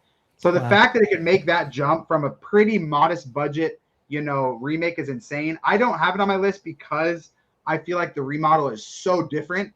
but there's no denying that it's. I mean, in terms of opening day attractions that we can still ride today, it's one of the best attractions on property. Sorry, Creek. I took the thunder. Go ahead. No, you didn't. I just didn't like what you said about that being like top 5, your least favorite 5 or whatever. Bro, you didn't go on Scary Adventures. It was bad. I'm going to forgive you for your wrong opinion, and it's okay. You didn't go on Scary Adventures. How do you know? I did ride it when I was 5 years old. Oh, and that's why it's my number 1, and we'll get to that later. So okay. So anywho, number 3, coming in at number 3 is Peter Pan's Adventure. Peter Pan Flight. I'm sorry, I don't know why I said Adventure. Peter Pan's every Flight. ride in the world has adventure in it these days. Everything is adventure. Literally. Tiana, they're coming for you. So they're coming. So the reason why I put Peter Pan up there is because it's fascinating that was one of the first rides, not first, but one of the one of the main, one of the OG. Thank you. I couldn't find the word. One of the OG rides from back in the day, because when you see that the way that it's built, and like when me and my friend did it for the first time, like she was just like, oh my god, like wow, we're like flying, we're up in the air, and it's just like the way that the metrics work, and it's just so cool, and it's like not too updated, like even though you'll see the I don't even want to call them animatronics, but like the statues, like they don't move, they don't talk, they don't do anything like that. There's nothing really too special about it. They didn't upgrade it too much, and I think that's what I really like about it, because it's still what's the word? It's still true to the original, with just adding in and sprucing it up and making it look like something. So, and obviously Peter Pan is like one of the first Disney movies, and it's just an iconic ride. And like you said, Sean, it holds up in the times, and I didn't expect it to be like always be that long of lines and stuff like that. I don't know if half these kids even know who Peter Pan is. Like, do your parents have to put that on for you and watch it? Like, why is this line so long? I feel like it's the parents that really want to ride it, and they just have that excuse of the kids, like, oh, let's go on it, even though the kids have no clue what it is. It's just still great that it holds up after so long, just like Sean said. So to have the thrill, and granted, thrill, quote unquote, but to have even the illusion of thrill in a dark ride is so rare and it's so unique. So I think that's another one of the big draws to Peter Pan's Flight. What were you gonna say, Dre? Oh no, I was just gonna say, I mean, it's a great point. I never really thought about it, but yeah, I mean, how many kids have been exposed to Peter Pan? That it has kind of stayed with us, because I think, to your point, I think parents have kind of passed it down to their children and so forth, and that's kind of what they expect. You know, when you go on it, it's like it's like a quintessential Disneyland experience. But I'll elaborate on my points a little bit later. Yeah, I'm not a big stats guy. I am a big stats guy, but I don't know that we'll never be able to get the stats for this. But I would love to know how many people would know about Peter Pan, or where it would be in our cultural zeitgeist had Peter Pan's Flight never been built at either coast. Like, what would Peter Pan be as an IP? Like, how much did Peter Pan's Flight propel the Peter Pan film? You know, like, it'd be interesting to know. We'll never be able to know, unfortunately. But that's a good point. Never really thought about it, but you might be right about that. Yeah, and granted, I'm biased. Karik always makes fun of me because I hadn't even watched Peter Pan until like a year ago. I was not a Disney kid at all. Like, I didn't watch any Disney films. I think I'd only seen like one or two until I went to Disneyland. So I knew. So I only knew, like, I only knew these IPs for what the rides were, and so like, but Peter Pan's Flight I always loved, even though I'd never seen the movie. So it's an interesting dynamic. But another combo for another day. Creek will get mad at me. I find that that still shocks the crap out of me. Like, bro, how do you, like, what? You just now watching some of these movies? Like, you want to bring my parents on here so you can yell at them? Please do. I need to ask them questions. Like, what's going on? Like, hey man, when you're not a Disney kid, you're not a Disney kid, okay? I didn't grow up with this stuff, man. Doing as a father is I'm throwing my kid in front of a TV and they're watching nothing but Disney movies just so they can shut up and leave me alone type of situation. It's not. I'm not putting on SpongeBob. No, you're watching a classic Disney movie. Like that should be a staple in anybody's life. At least I totally with you. Hi, Art. Great. That's why you're a good co-host, because you have the knowledge of the OG like animation and films and stuff. I don't. Growing up, I did go to theme parks, but I would only go to local theme parks in Washington, or I would grow up going to Universal Studios in Hollywood. So I only went to Disneyland like one time. So, and I never watched any Disney films. So my love of Disney is all like recent in the last like 3 or 4 years. So I feel like I have an interesting perspective on like these Fantasyland rides that were built on, you know, the IPs, the movies. But I still love almost all of them. So it just goes to show that, you know, they're great outside of the movie they're built on. True. That'd be a really good video for another day. I have questions. Just definitely bring them on. We'll talk later. Anyways, my number 3, Jungle Cruise. The fact that, you know, this ride, I feel like it's not an e-ticket anymore, but I feel like this probably would have been an instant e-ticket if that was a thing, you know, opening day, because I know e-tickets weren't a thing yet. It's just an amazing ride. It continues to get slight updates, but it still has insanely long lines, especially at Disney World. I just love this ride. It's similar to Dre's point about the Storybook Land boat drivers. If you get a bad skipper, it for sure can hurt the experience. Don't get me wrong, but just overall, just an amazing, amazing experience. The fact that Walt built this is incredible. To this day, one of the best rides. So Jungle Cruise is my number 3. Top 2. Dre, you can get us started with your top 2. Yes. Let me see here. I believe it was. Number 2. It's got to be Peter Pan.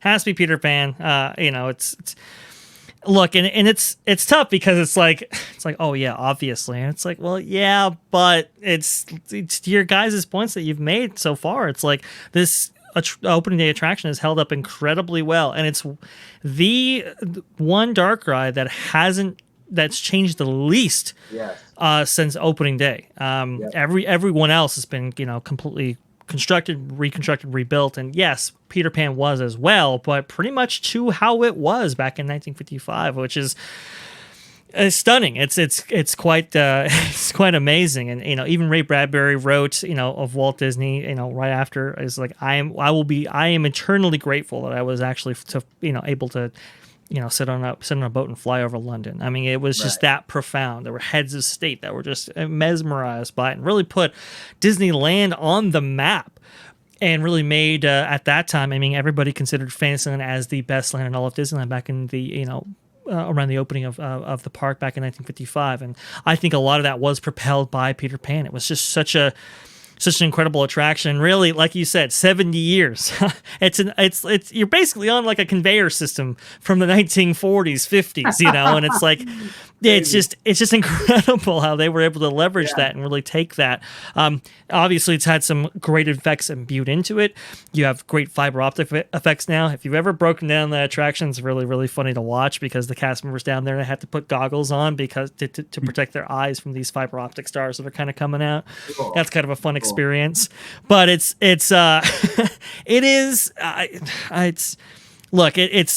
you know, a lot of it has been said before, but it's one of those attractions that's really, really, really held up quite incredibly well. And even though you have new effects that have been imbued into it, it's like Ka said, it's really stayed true to form over all these years, because the experience has been quintessentially that great. And we've seen other iterations of Peter Pan throughout the years as we have new castle parks. Pretty much Peter Pan has always been a mainstay with every single one of them. What does that tell you, you know? Yep.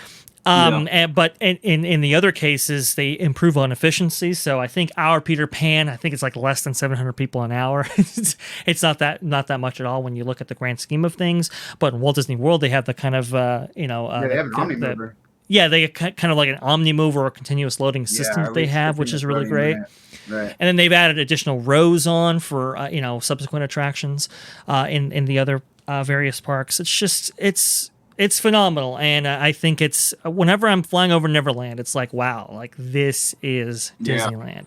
Yeah. You can go anywhere else, but this is quintessential Disneyland experience. It's got to be number 2. Yeah, Peter Pan and Dumbo, I think, are the 2 most cloned rides for new castle parks, or 2 of the top 5. So, great point. Speaking of quotes from heads of state and so forth, there was a president. I was trying to look it up. I think it was Jimmy Carter, but I'm not sure. But he was offered when he visited the park. He was offered, hey, you know, would you like to go on a Dumbo the Flying Elephant? And he's like, ooh, no, too much Republican symbolism. Can't do it. I thought that was kind of a fun story. The most iconic attraction, as you well point out, ranking, but. You know, some people they got to be true to themselves at party. Amazing. Very funny. All right, Kareek, number 2 for you, sir. My number 2 is going to be shocking because I'm pretty sure it's your number 1. So my number 2 is actually the Disneyland Railroad, and the reason why I'm putting it at number 2 is because it literally just cements the park as to what Walt Disney wanted, and it's just like. I feel like he had a Lego set. This is how I picture it. He had a Lego set, and then he had a train set, and he just made like a freaking a whole city, and then had the little train going around it. And that's just amazing. I feel like that's such a childlike thing that, especially because Walt loved trains. So it's just like for that to still just, it's just something magical about it. And my first time going on it, thank God Sean kind of pushed me to go. He's like, you have to do it. No, it's just so great. And it was just like, I low-key blocked them out, and I just kind of like took in the scenery and just being there. It felt like it's a part of history. You know what I mean? Like, so good. It's just very nostalgic, 100%. Like, I'm not one of those people that are like, oh, I can feel Walt's on the... No, I'm not none of that. But it's just like, you know, you feel where he wanted to go with everything. Like, it's just, I don't know. I feel like Disneyland started with the train. You know what I mean? So you never know. Absolutely. That was going to be I'll touch on it later because, my number 2, there's a lot of thoughts, I'm sure. Yeah, a lot of thoughts. My number 2 is Mr. Toad's Wild Ride. You guys have covered everything. It gets huge bonus points because it's so unique. It's the only Mr. Toad's left in the world. Yeah, OG ride. Just Mr. Toad's is one of the best dark rides ever built. And my biggest thing I love about it is just how many different effects are on that ride. Like the bumpy the bumpy boardwalk scene. Going down and feeling that heat. I know the heat's hit or miss these days, but just so many amazing effects. And so Mr. Toad's is my number 2. The train effect was, that was cutting edge at the time. That freaked people out back in the day. Well, it was so convincing. You go to hell, it would freak anybody out. So. It's a great stuff. I still love that attraction. To your point, Sean, great stuff. Hey, number 1, it's got to be the Disneyland Railroad.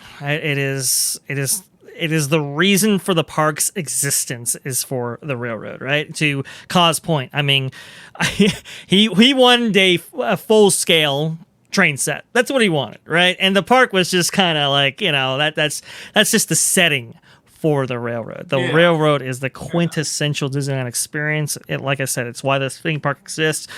At a time when Walt, really needed a hobby, that was the train. Hey, Mickey Mouse was born on a train, not for nothing, you know. So, it is quintessential in Disney's history, just themselves, right? But Disneyland Railroad, and I'll tell you some funny anecdotes in a moment. But obviously, it was added to back in 1958 with the Grand Canyon diorama, 1966 with the Primeval Whirl as it came out of the 1964-65 World's Fair. Those animatronic dinosaurs did, and in 2017 got a huge upgrade, taking its first left ever, right? With the whole S curve and S bend, but that beautiful rock work, that kind of trestle bridge that you go over, just a phenomenal. Now it's like one of my favorite parts of the entire tour. And honestly, I mean, just its setting and its unique locale and so forth, and how it's kind of arranged, it kind of battles between that or the dioramas for me. That's how good that kind of whole section is produced now. Just phenomenal stuff, but interesting point, how Walt kind of thought back in that time period. coming off the 1964-65 World's Fair, he wanted to bring a lot of those additions to Disneyland, obviously. And, they were doing New Orleans Square, they were doing Pirates of the Caribbean, they were doing, the Primeval World diorama as they brought those Fort Magic Skyway dinosaurs and put them in there and stuff like that. And, they were moving around everything. Oh, Small World as well. They were moving around everything so much that it was like, hey, we got to shut down the railroad for a little bit there, Walt. And it's like, okay, you know what? You got 5 months. I'm not going out. I'm not going without my train for more than 6 or whatever. And unfortunately, they had some really bad rain there in California while this was kind of cropping up here. Slowed down construction. They had to tell Walt, it's going to be an extra month, and Walt's like, you are killing me right now. It's this park is the railroad. This park is like what, $5 to get in, and it's not worth that amount of money without the railroad. So if anybody goes to City Hall asking for a refund, what am I going to do? I'm going to have to give them their money back. That's how much Walt loved this thing and thought it was intrinsic to the Disneyland experience, not just as an attraction, but just as the whole kind of complete package right there. And I remember when it was down for the kind of year and a half or so to install Star Wars Galaxy's Edge, and at a certain point I was going back to Disneyland. I was like, you know what, I'm not going to come back here until the railroad's back, because there's something missing without it. So yeah, it's got to be number one. Don't tell Tron that. Yeah, exactly, right. That railroad has been down longer than it took to build the entire transcontinental railroad across the United States. Figure that one out.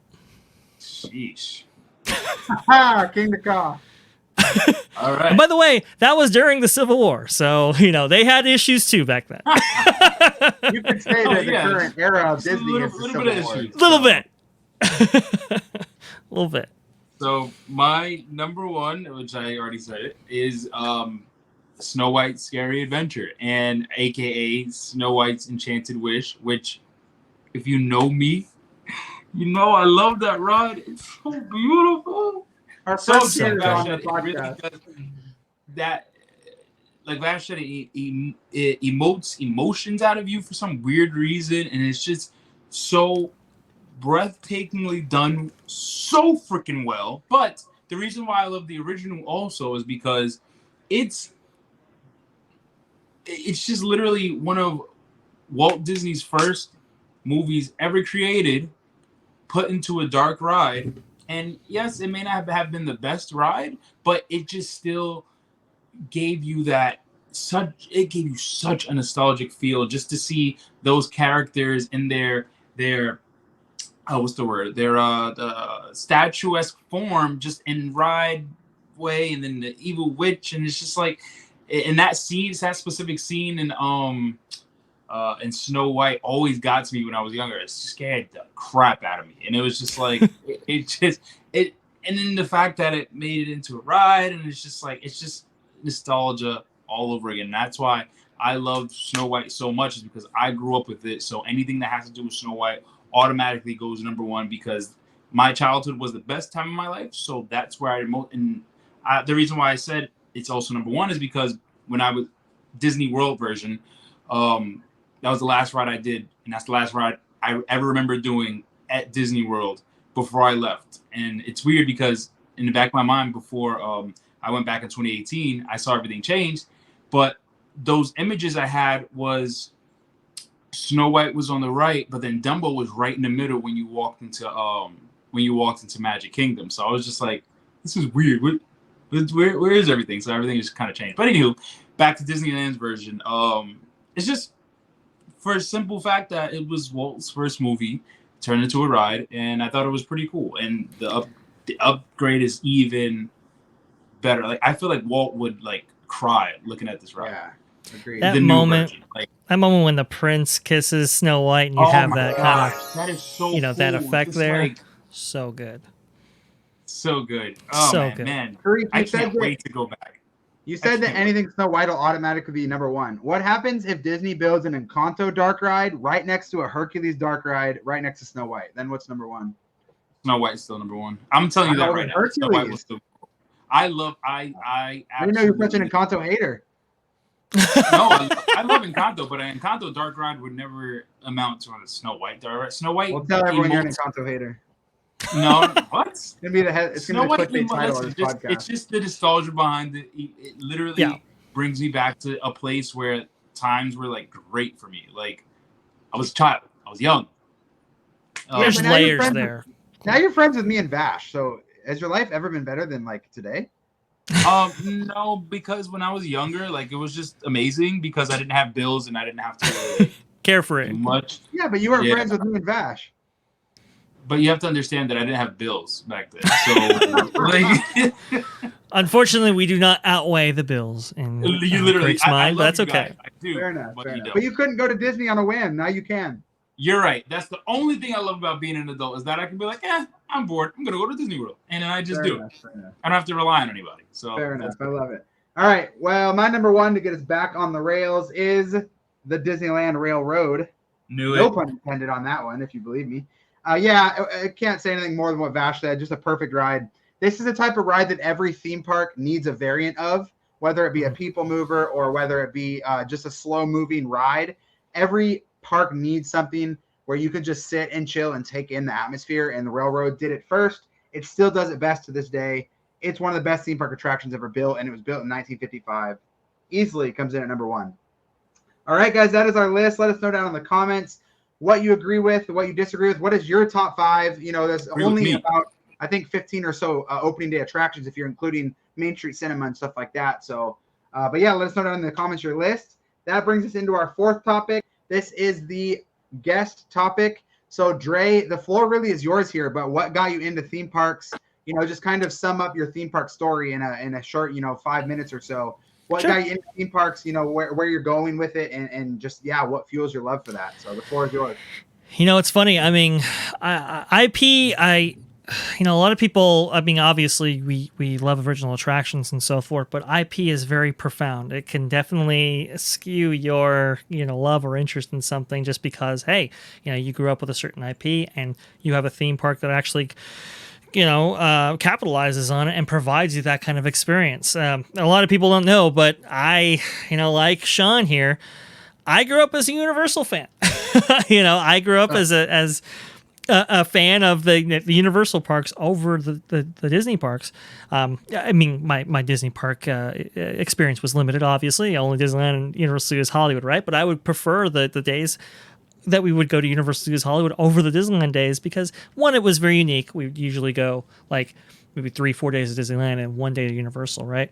But also, too, it was like, hey, they had the Back to the Future attraction. And that I just love that ride. I love that attraction. I love that movie, and so to sit in the DeLorean and, go on this crazy adventure, I mean, that was a really, really cool thing. So that's kind of why, like, I kind of had this kind of like soft spot, this love for Universal, even over Disney. And as I grew up, I started to maybe appreciate Disney more, obviously, and see what they were trying to do there. And I love the Walt story, the history, and so forth. And really, my introduction in really becoming this kind of theme park or Disneyland fanatic, right, was born out of the 50th anniversary celebration back in 2005 when that actually happened, and so much emphasis was placed on the unique history of Disneyland, which is absolutely appropriate. You're talking about a park that has probably more history than any other park, and for the amount of years it's been open, you can see kind of why. But it's the only park that Walt touched and so forth, and had an impact on. And that story is incredible, and how it's kind of transformed over the years as it's had to kind of compete with not just its nearby neighbors, but also with Walt Disney World, and have unique experiences to actually pull people out of there. It was a phenomenal experience. And I remember, sitting in the kind of the Opera House Theater, right, and seeing that kind of Steve Martin video play, and looking over the kind of opening day model map, as it were, and you can kind of see and track how much the park has grown and so forth. And that there was a cast member there that really kind of took me through it, and said, hey, this has changed, and put it in a way that was just so mesmerizing to me. And he was like, hey, you know what, if you really like this history, you can go to the Magic Shop on Main Street. At that time, it sold DVDs, Blu-rays, and so forth. And it's like, hey, there's a tin. It's the Disneyland stories. I think stories like history and magic or so.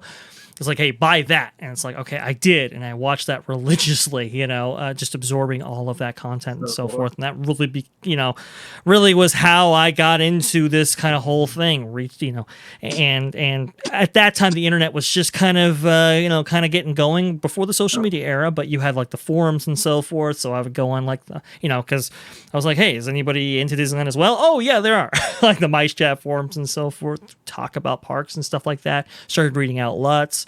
Obviously, Jim Hill, and people who kind of really knew it, really kind of had inside sources, really kind of provided this kind of expanded scope of not just Disneyland and how what we experience, but how it operates and kind of the back end and so forth. And that's kind of what led me on the path to really kind of being ultra passionate about Disneyland in particular, and going back every year and kind of keeping up with it and getting enough knowledge to, be a contributor on a show on YouTube. So that's kind of how it all kind of ran. Love it. And yeah, now to this day, you're, obviously I met you originally on Twitter, everyone give him a follow at Vash Sky, but Disney YouTube is your medium of choice. Cause I mean, obviously you have Freshly Squeezed on Orange Ghost channel.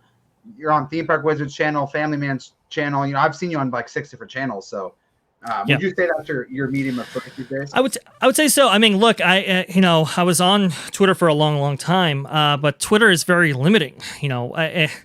Some threads that I have and some threads that I've composed, tweets that I compose, I mean, they can take like weeks or even months in some cases, right? Because it's just the information that you really can't condense, right? 250 characters is not enough. So I was wanting like a podcast type format for many, many years, even before I even met OG. I was doing a collaborative work with Mouse Info for a long time.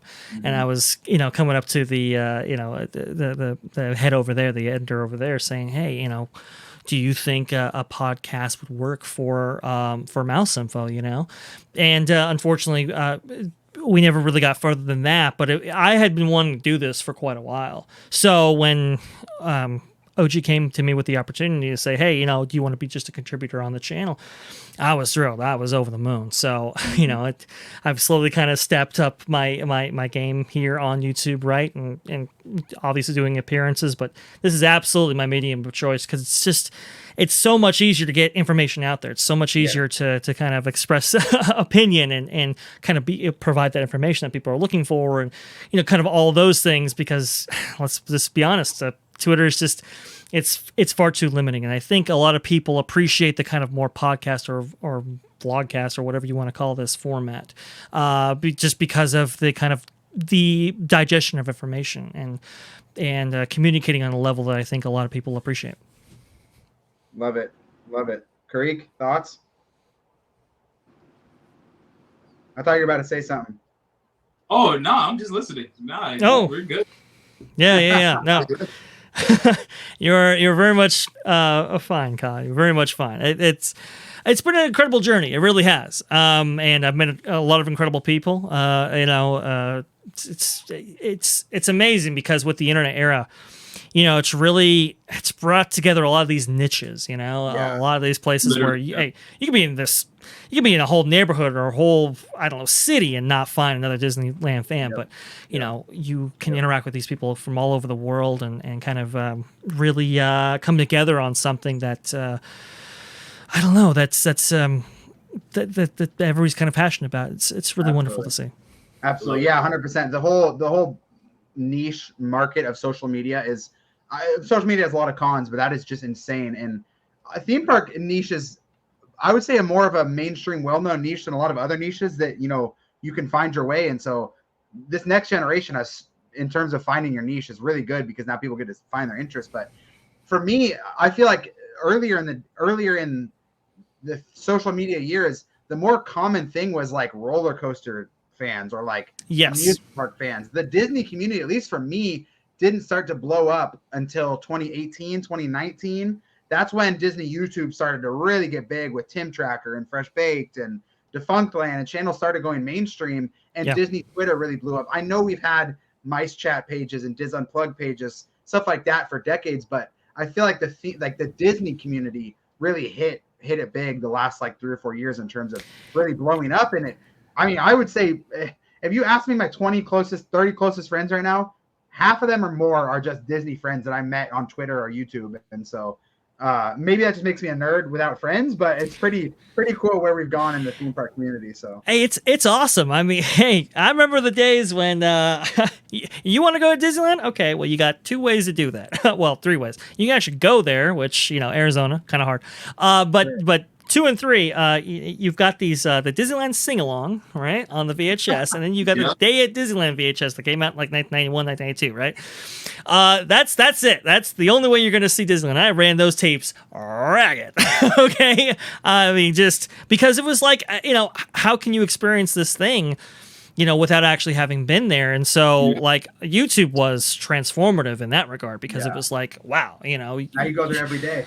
You can go there, or at least as many times as somebody uploads. And I think Justin Scarb was like the first guy who was like, "Hey, I'm going to take a camera inside," and I kind of do it. Yeah. Right, and it was just like, whoa, I can go there, without and do it the very same day and not have to look at trip reports on MyChat and so forth and all that kind of stuff. So the medium, just in the passion alone, has completely transformed. But like you said, the connection, the networking, bringing people together, from the forum days now to the social media era, it's been really, really phenomenal. And the combination of opinions and so forth, I think, honestly, has led to even better attractions that we're seeing in the theme parks that kind of take a lot of that chat into account.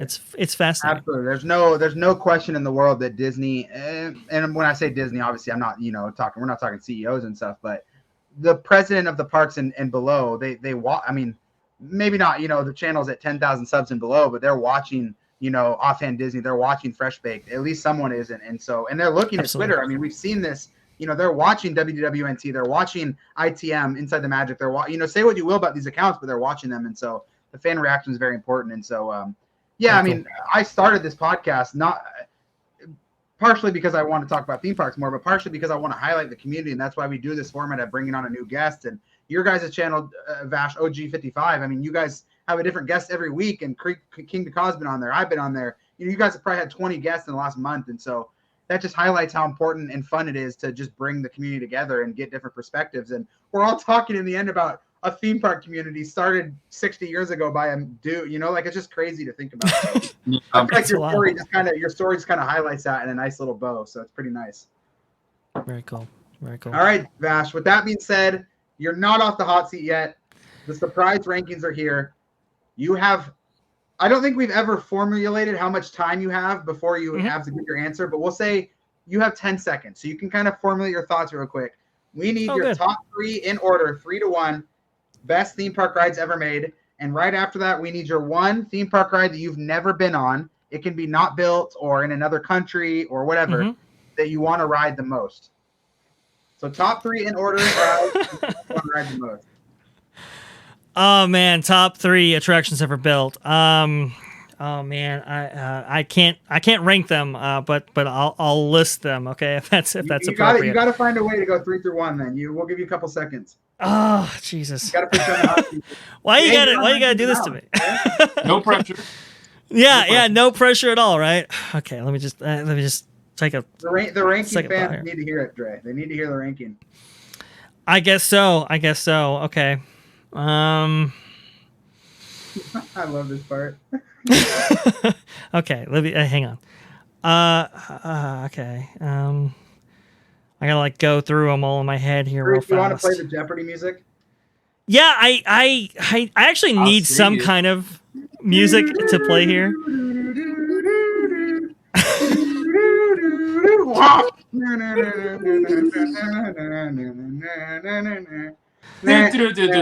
All right, you're up. Okay. I think I got it. I think I have it. Okay.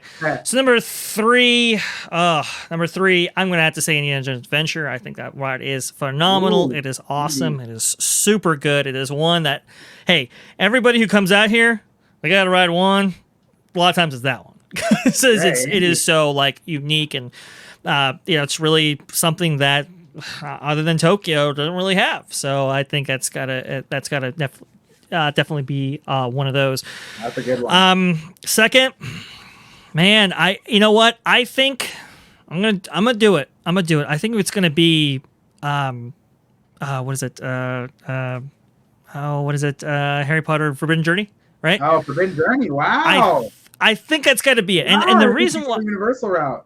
yeah, the reason why I'm going to say this is because the potential that ride system and that everything has right there, it is phenomenal, right?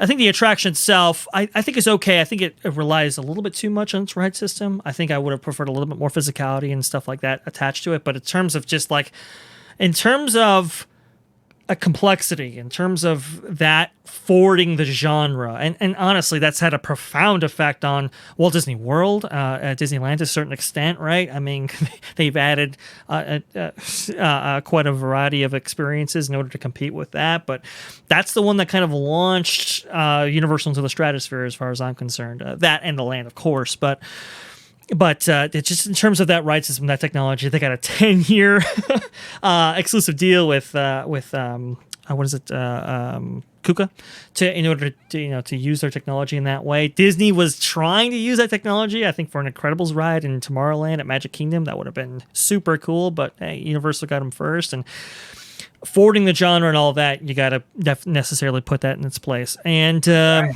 like that. Honestly, that last one. Yeah, I think it's going to be Rise of Resistance, and for similar reasons, right? As far as a singular experience, there are problems with it, right? Maybe it moves a little bit slowly, it doesn't have the enhanced motion vehicle aspect that some of these other kind of big attractions have. But in terms of like forwarding the genre, forwarding theme park attractions, I mean, look at the two distinct biomes that it puts you in. It kind of starts you out in this kind of almost ancient temple jungle kind of area, and then it takes you to like this Star Destroyer, which is completely different from what you just left, and back again. This kind of this storytelling that honestly, it's like, Mark Davis always said, like, theme park attractions, they can't really tell stories, right? They're not genuinely a good medium for them. And I would agree to a point, but this definitely, if there's anything that actually tells a story, this attraction is it. Right. The ability to kind of send you on this journey, to transport you to the actual Star Destroyer itself, via the ITS shuttle, which is a phenomenal feat of engineering. I mean, when I first heard, oh no, you're going to go on the shuttle and you're going to come out the same door you came in, it was like, whoa, that's going to blow minds right there. And it absolutely did. So then getting on the Star Destroyer, having this kind of layered story where it's like, okay, now that you're in, now you got to go to prison, now you got to be broken out, and the kind of the turducken that you go into, right? This kind of combination of ride systems and ride technology, which, by the way, in the industry, at least before COVID, that was a big thing that theme park proprietors were going to hit on. Hopefully we see that resurrected again, because I think it's a fascinating idea. I saw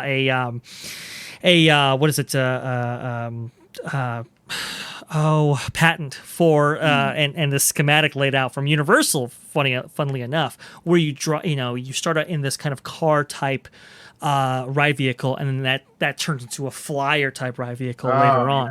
I think we can really get really creative with some of these mix and match ride conveyance systems. Very, very cool. And it just upped the game for everybody. It's like, okay, that's how you deliver on a highly themed experience, from stem to stern. Just a phenomenal thing. I know it's operationally, it's a nightmare, all that kind of stuff, but I think it's all worth it in the very end. So I would have to go with those as being the top three. And as far as the attraction, I would two comments. Go ahead. Number one on that. Number one, I've noticed a trend with your three there. All three of those were pioneers in a way for the future of theme park rides. So Indy really brought the large scale on top of the I forget the name of the vehicle, but the motion vehicle. That brought that to the forefront of theme parks. Forbidden Journey with the KUKA arm technology and that coming to Universal's Epic Universe. And once that patent's done in 10 years, that exclusivity, we'll see where this brings theme parks. But that large scale, just completely new ride system, and then obviously Rise. So I noticed that trend in your top three, which is awesome. Number two, you better not let Orange Grove 55 hear your number two take there, because your partner over there at OG55 is not a fan of the journey, so he is not. He is not a fan, and honestly, to me, I'm not like the biggest fan, like personal fan of that ride, right? But I think you're right on that. I think you hit on some good points. That the rides that I have chosen have really kind of propelled the kind of industry and propelled the medium the most in the last 30 years, right? Yeah. You know, one could argue, yes, but like Pirates of the Caribbean, it's great. And it's like, yeah, it's great, it's awesome, but you know, I mean, when you take a newbie, right, and you take them on Pirates of the Caribbean, who they don't know what to expect, never been on it before, and you take them on something like Rise of Resistance, what are they left talking about? What are they left thinking about? You know, it's like you have to think about it from even a modern perspective like that. And look, I mean, you can point to many different attractions, but just in terms of like the skill, the quality, attention to detail, the technical proficiency, the way to leverage new technologies in these new astounding ways, you have to point to those absolutely. I mean, that's just kind of my opinion on it. And the ride I would most like to ride from anywhere in the world. Yeah, any ride that either has been constructed but not opened yet, or is somewhere that you haven't visited yet. Yeah, I mean, I know you haven't been to Disney World in a while. It kind of opens up. Yeah, I haven't been to Walt Disney World in a while, and yeah, like I'm very much looking forward to riding like Cosmic Rewind and Flight of Passions and so forth. I mean, I've heard those are really phenomenal attractions. Obviously, very excited to ride Tron and all that kind of stuff. And I think I will. I know I will eventually ride those attractions. But the attraction I'm probably never going to ride that I probably most want to ride just to kind of know what people are kind of talking about and get into the headspace is probably going to be the Pirates of the Caribbean at Shanghai Disneyland. For some reason, I knew you were about to say that. That's oh, yeah, right? Okay, yeah. So that ride, I mean, it looks so unique, and like you don't really, it's hard really to judge any attraction on video, right? Because a lot of that has to be motion. You got to be there, right? And I think that ride in particular, it's like you cannot really get.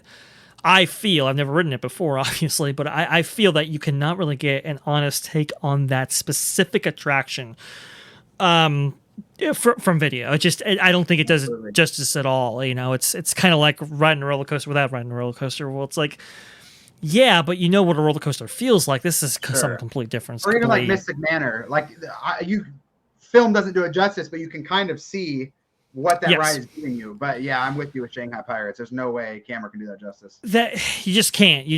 So just to Mystic Manor, that's a great one too, right? And just for like the love of the craft and dark rides and all that kind of stuff, like obviously that's definitely high up on the list. But Shanghai's Parts of the Caribbean in particular, just because it's so unique, it's just so out there. And I've heard from people who have ridden it, it's like, dude, like that is friggin' amazing. You gotta ride it. You gotta give this thing a chance. And I don't really find myself ever going to China, so that's gonna have to remain on the wish list. So yeah, probably number one. Amazing, Kareek. What are your thoughts on his top three and his number one? Love him. Good deep thoughts. I mean, to be honest, your top three, I'm not surprised. I think especially because you said that you're more of a universal person, so I kind of figured you'd go for like the high tech, like the cool ass rides. Let's be honest, they're just the really dope rides that Disneyland, has to offer. And then the Forbidden Journey, which I haven't done yet, and I'm hoping to do. I've seen so many like POVs, and they, like you said, they don't do it justice watching them on YouTube. So Shanghai, I'm dying to do that one. So I 100% agree. Yeah, no, it's a great list for sure, Dre. Yeah, that's fantastic. All right, well, Dre, thank you so much for joining us. This is definitely our longest podcast yet, so thank you so much for joining us. Obviously, King Dakot, thank you for joining us as well. Dre, what are your just final thoughts on everything we've talked about? And then at the end of that, you can tell everyone where they can find you. Oh, hey, phenomenal conversation, guys. Phenomenal, awesome stuff. You guys are great. Sorry, my great hosts. Oh, no, hey. Well, to give our viewers a little bit of perspective, a couple days ago we were supposed to do this show, and unfortunately we had to postpone it because my internet was the issue. So don't even worry about it, some things are just out of our control, and we do the best we can. So I really do appreciate you showing up, though, and continuing to show up. Phenomenal stuff. The only thing I would add, in terms of my list, right? Because some people are going to feel like, why didn't you have Storybook Lane Canal Boats? Why didn't you have Autopia? Why didn't you have Jungle Cruise? And look, those are phenomenal attractions, and it was very, very hard to kind of limit this thing down here. Sure, yeah. I have to say, Joe, though, it's just the consistency of those things. That was the only thing that kept them out. So it's not that they're amazing. It's just consistency-wise, a lot of there's some other factors that go into them. And I think for a more consistent list, I think is the one I went with. So I just want to go ahead and add some meat on those bones. But hey, if you want to go ahead and debate it with me, follow me, whatever, you can go ahead and do so right down there at Vash Sky. Just go ahead and type it into the Twitter. It should pop up. And if you want to see me, well, it's going to be on Orange Grove 55 right there, repping the merch. At Freshly Squeezed, your source for juice, news, and info squeezed fresh right from the Grove. Awesome. And Mr. King the Caw down below? Well, if you guys want to follow me, listen, who am I to tell you what to do, all right? If you want to, you can follow me on YouTube at King the Caw, spelled just like that. Or if you want to follow me on Twitter, where I say most of my fun facts and very interesting thoughts, you can follow me at King the Caw 92, because I was born in 1992. Or if you want to follow me on Instagram, it's KingCaw_92. And if you want to see more of me or hear more of this voice, you can follow this channel right here. Press subscribe. When we upload it on Spotify, you press follow, whatever button that it is, to get our weekly notifications when we upload. Thank you guys so much for watching this video. Absolutely, yes. And King the Caw is in the middle of uploading his 6-part series of his latest Walt Disney World trip, so make sure you subscribe to him for that. And Vash over on Orange Grove 55, I mean, they got hour-long videos every 2 days. So if you subscribe to their channel, I'm sure you're already subscribed there, or you would love their content. So make sure you head over there. Follow both of them on Twitter. And yeah, like Karik said, this is episode 10, guys. And so, yeah, I'm just thankful for everyone joining. I didn't think we'd get this far, to be honest. You can pretty soon, in a couple weeks, go ahead and on Spotify and Apple Music, we will be on there. You can hit that subscribe button on YouTube for more. Thank you both to these gentlemen for joining us. We'll see you guys next time. Peace.